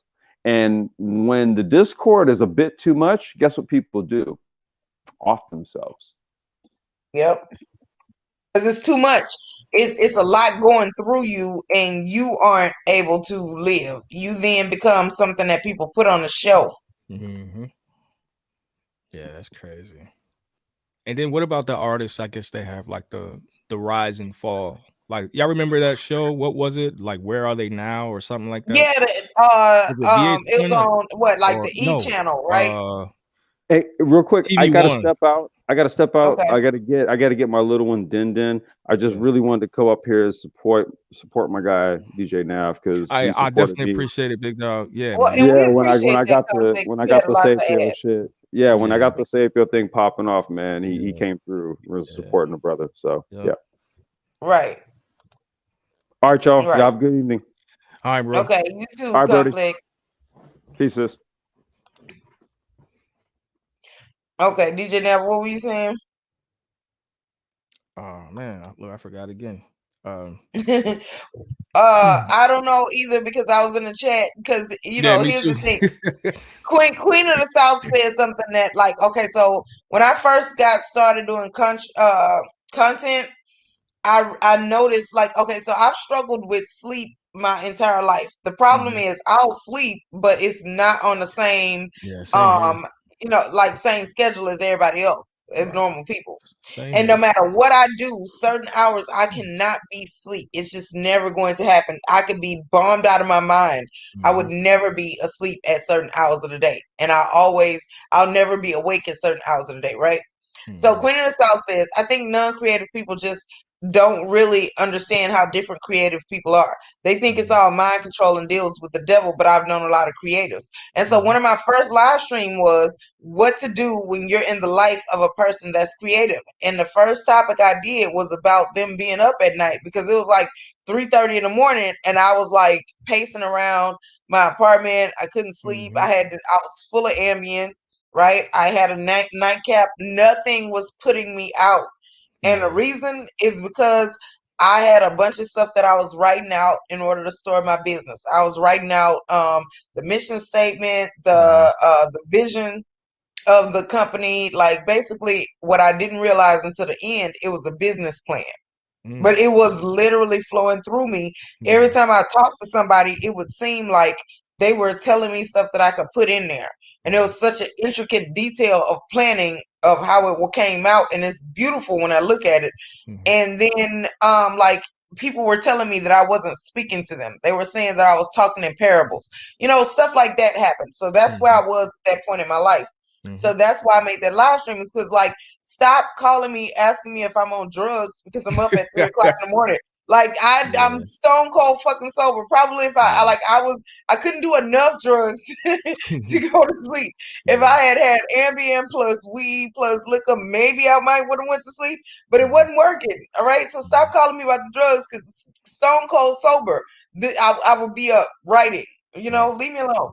So when Yeah. she says that, my answer to that was the fact that it's basically coming from God. If it's a direct pipeline from God to you, is good. The problem comes in, and when people start to see demonic things in it, is when something else intervenes because it's not part of that pipeline. People Mm. get to intervene when they notice the opportunity to use it for their own ulterior motives. Mhm. So here's what I mean. An example: a songwriter, right? Mhm. When it's coming directly from God, the Most High, or whatever you believe in, to that person, it will be something good. It will be something uplifting. But Right. let's say then they don't realize that that's coming from a higher power and that they were the only one to be chosen to write that particular song because they were the only one that were going to understand and be able to explain it later, right? Nobody Mhm. else got that message. Nobody else was going to be able to be in that predicament.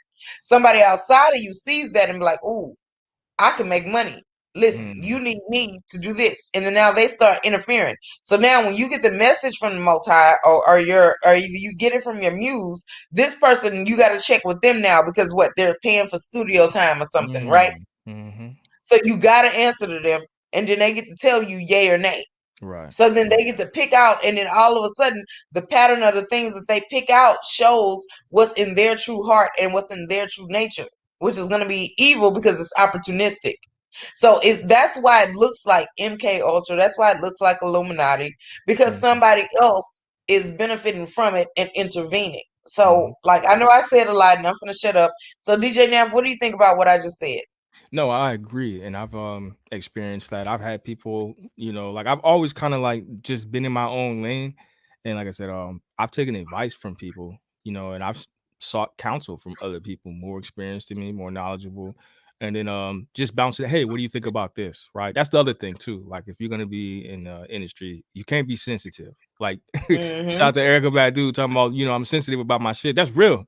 Anything that you do, because it's a expression of you and you're putting it out to the world. Everybody's not gonna like it, But yeah, I've definitely had people along the years who have had their own thing going on, and they might see something that I'm working on or that I'm doing, or think that I could be beneficial to them.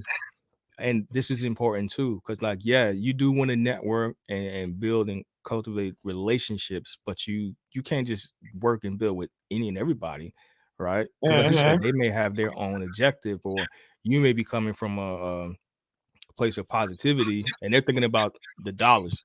That happened to me recently. I won't even go into details. Somebody made an introduction. I was trying to work with somebody on some creative stuff, and they were talking about profitability and all this stuff. I'm looking for something to be proud. I'm like, yo, like, in my opinion, anything that you do, if your primary objective is just to make money, when you're talking about creating, I think that's a problem, because you're not, just putting yourself out there to do it and allowing the money to come to you. You're chasing the money, when it comes to creativity. That's just my own personal thing. Like, okay, if I keep, working on my production skills, my mixing, my engineering, at some point, the same way with DJing, I started to make more money because I was putting more time into my craft, right? But I wasn't just out here, nickel and diamond and hustling for any and everything, right? And you know what? And DJ, now I'm sorry to interrupt, but I want to tie this closely to the time that you said it. So here's the thing. People like to stop you in the middle of the dream and talk to you about, is this profitable? That's never going to be a productive conversation. You have to let the thing be created first, and then you can talk about how to market it. So when you interrupt somebody when they're in the middle of creating a song or a sculpture or whatever it is, to talk to them, oh, are you going to be able to sell this? I don't know, because I don't know where it's going yet. Like, you can't in the middle of the thing say, oh, now Right. That's not how that works. And that's why you get the attitude and the pushback that you do. There are a lot of artists that their pieces only became valuable after their death because they were ahead of their time. And that had to happen.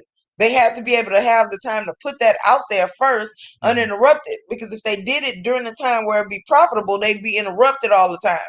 So y'all got to understand, there's a big, huge move, a lot of moving cogs in this universe, and the time and everything that we live in.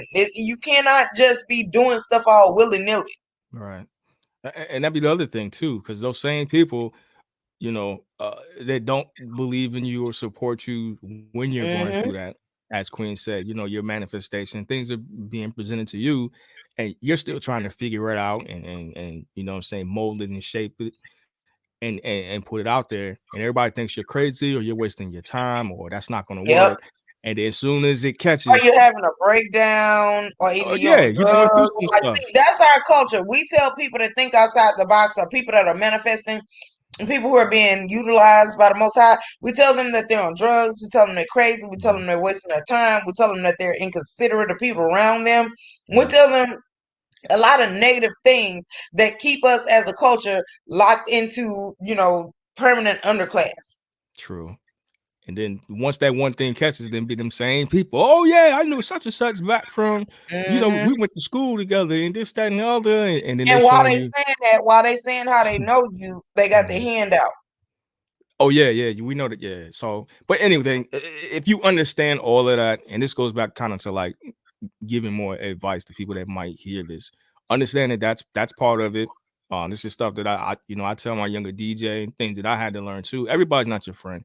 Most of us have associates, I don't think a lot of us have truly a whole lot of friends that, really rock with you like that. So it's kind of like, if you understand that, and it's easier for me now, like he's 24, 25, I'm 39. So I'm more comfortable with saying like, okay, if somebody doesn't like what I'm doing or like how I move, because I'm protecting my energy and I'm focused on what I'm doing, and this is guys or girls, I'm okay with it. So where he's still you know, not fully there yet. He wants people to like him and like what he's doing and not receive any, you know, criticism or well, not him specifically, but like people in his age range, you know, they just starting out, etc. You know, they may not be as open to that, you know. Mm-hmm. So it's but if you could be comfortable with that and really keep going, like I was telling Complex, man. Yeah, I first started out, I was booed at house parties. I was booed in the clubs. I was like, yo, I'm not laughing at your experience. I'm it's laughing at funny. like the middle picture I got. Like, Yo, you know how bro. movies in movies. Yo, and then it'd be your peoples too. It'd be like somebody I Yeah. know. They'd be like, You boo, and like, you can bitch, see everybody. you You're like, gonna oh boo me? You shit. gonna boo my musical set and I I'm just like, helped your ass what? pass? Oh, you got yeah. And this is the worst part. You got to keep going. You can't just, you Yeah. know, you just got to get through it. You got to get through Yeah. it. But here's the thing. But then now we go back to you have a choice to make. You know what I'm saying? I could have took those experiences and been like, fuck this. I'm not doing this no more. Because that shit crazy. Right. You in there like your homies is looking like, yo, you bombing right now, bro. Play this, play that, do Yeah, but you something. know God what? damn. I've never received booze or I've just received gentle, like, you know, you wasting That your ain't it. time. Like Yeah. gentle negative foresight is what I got. I never got booze. But the Bro. thing that I didn't get that they didn't understand is, okay, see, most people would not like being told that they're wasting their time, right? So if y'all had said that to me and I could stop, I would have. The fact that I'm keep going means I can't. You know, like I can't do it. Exactly. It's Either something you gonna in you. support me and tell me what you think I did wrong to reach your Mhm. audience that thinks like you, or you gonna shut up. That's Otherwise, it. the rest of that is just noise. Right. It's been times, like I said, when I got back into it, I was sending people beats like, oh, okay. And they sounded super basic, but I'm trying to learn this equipment. I put something together based off of what I knew, you know, 15 years ago. And I'm like, oh man. But then you fast forward a year and a half, 2 years later, and now people's liking your stuff online. They kind of like, Right. oh, okay. They can see the progression. But my point is, I had to keep going. You know what I'm saying? I couldn't allow what other people said to be like, I use it as motivation. Like, all right, yeah. And I might not know that maybe that wasn't the best product or whatever, but that comes with it. You know what I'm And yeah, saying? let me say this too. I want to point out for anybody that is thinking about going into the music business or you're like affiliated with the music business, the first thing you send out is going to be basic because it is. That's the Ooh, foundation. It's going to wow. literally be the most basic thing you can come up with Mm, because it's the definition of you starting out. That's how it works, okay? Because mm, anything you do after that is going to be improved upon by the feedback, by additional skills, by mhm. imagination stretching. So Yeah. everything you send out initially, when 10, 20 years in the game, when you look back, you're gonna be like, oh, that's so basic. That's how it works because you gotta do something to get the feedback, to get the inspiration. It's a part of it. That's what's supposed to happen. It happens that way for a reason. Don't Mm, get discouraged unless you truly just don't have it in you. Okay. You right. got to be willing and able to handle the fact that the first fruits are going to suck.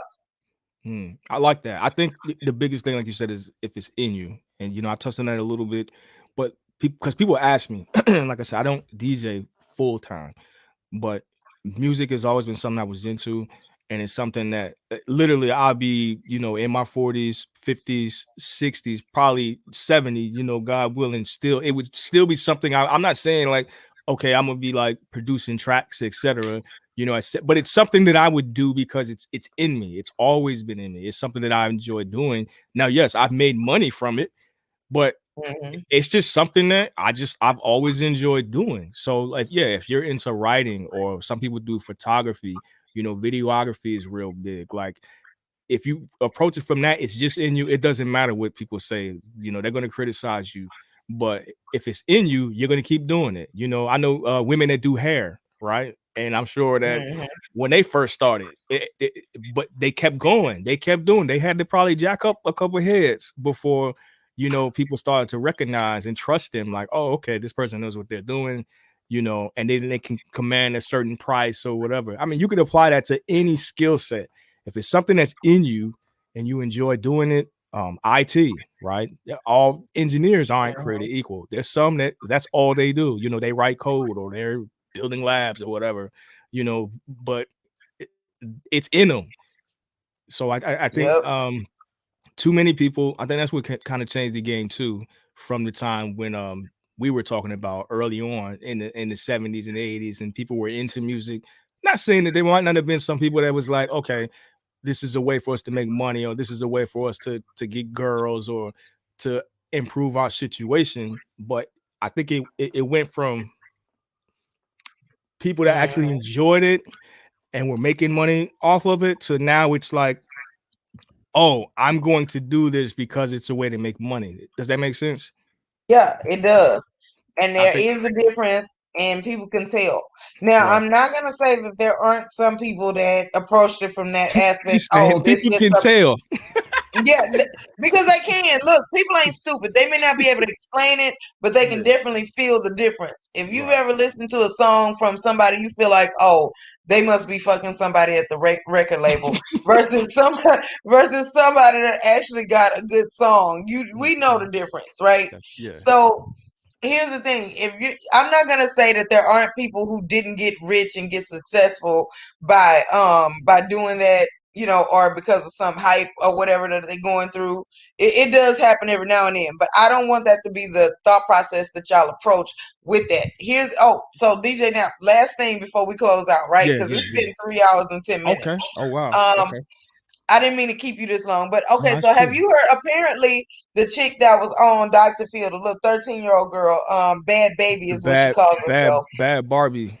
Oh, That Bad little Barbie. yeah. Oh, yeah. See, Yeah. that's how much I keep up with this shit. Yeah. I Okay, don't so see, she yeah. irks the fuck out of me. I'm gonna tell you that. Yeah. So she apparently started rapping a couple of years ago.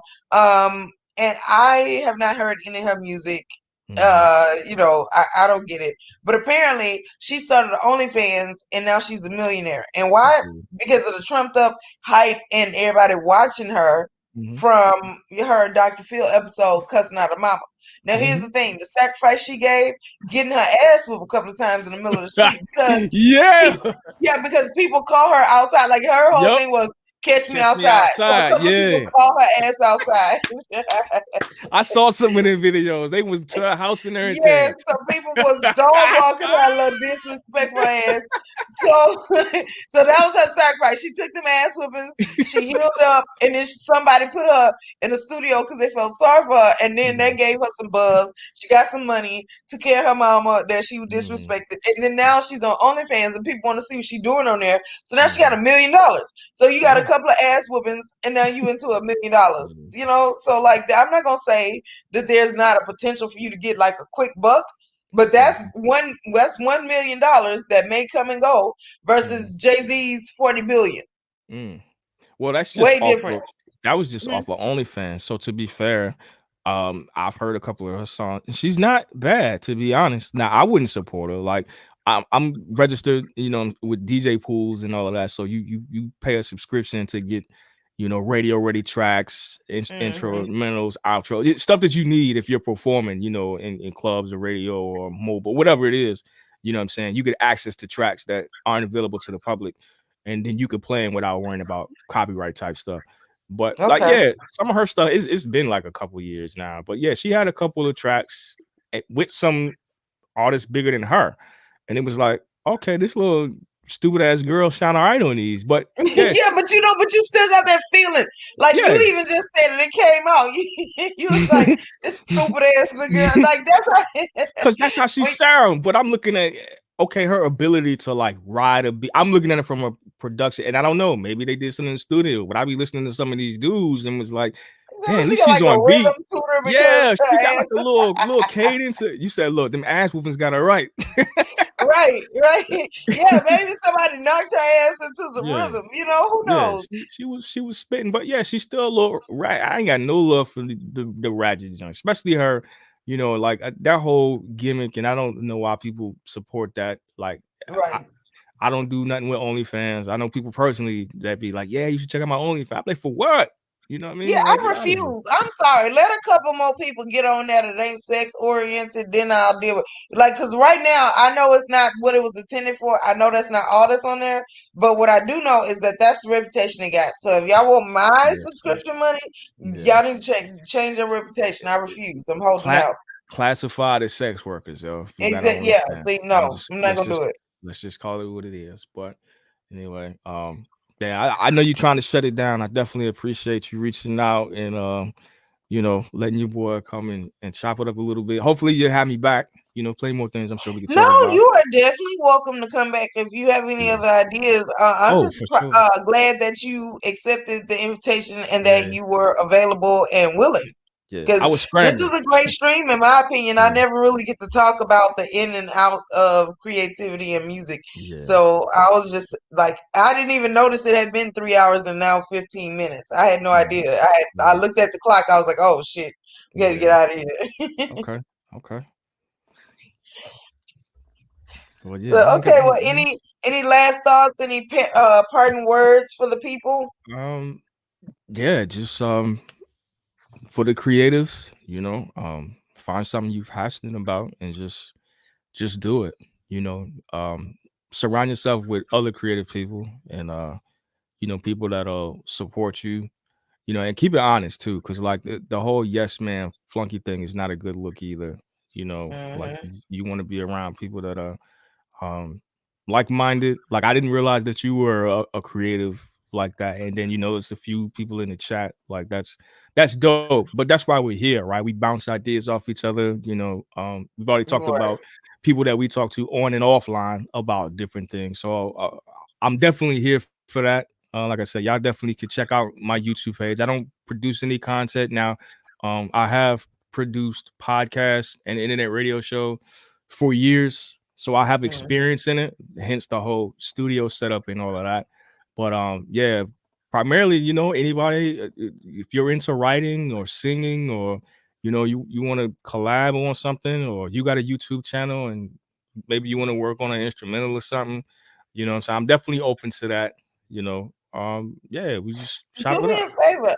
Yeah. Drop your channel and how like if people want to bite on that, drop how you Mhm. want them to contact you in the chat because I think you're a mod now, so you Okay. can put it in there. Okay. Okay.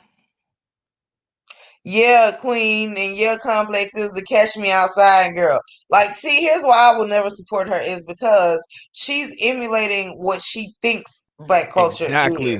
That's what bothers me too. And That's not who we are. And right. so the people that are supporting her are telling her ass that this shit is cute to do. Not Right. only does her culture frown on this, so does ours. It's Right. supposed to. But she's able, like she would never try. Like, why can't she go and pick up some slang from the people in trailer parks, right? Why she had to go and get black, slang? Why she couldn't just stay over there with that? Well, the other part that bothers me too is not that it's just cute, but that it's profitable. That's my biggest Yeah, issue. she Like, making money oh, where you know how many black women have been told to take down their colorful braids that their nails are too long. Like mm, and I'm gonna be petty, right? But the 39 in me came out when I saw like she had came across my timeline. I think it was like because I guess that was a post that was like promoted because it had so many views. She had these long ass. It looked like those nails were like the nails were covered in like rhinestones and decoration and all that. Looked like they was 2 inches off the top of her finger. And I'm like, I know she not typing. I know she not working nowhere with these mhm, nails. So somehow she's earning a living where she can have these type of nails off mm, of pretending to be the worst parts of black culture. mm. All right, this gonna sound crazy and hopefully not too inappropriate.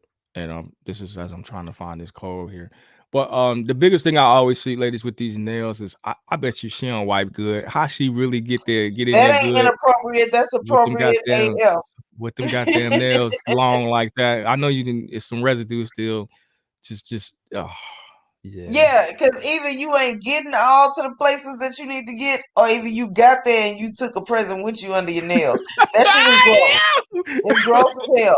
That is disgusting. And Oh I'm sorry. I'm never gonna co-sign that. look. I feel like at some point it's time for you to like file your nails. I don't understand it, but Oh, all right. I'm good now. Wow. Wow.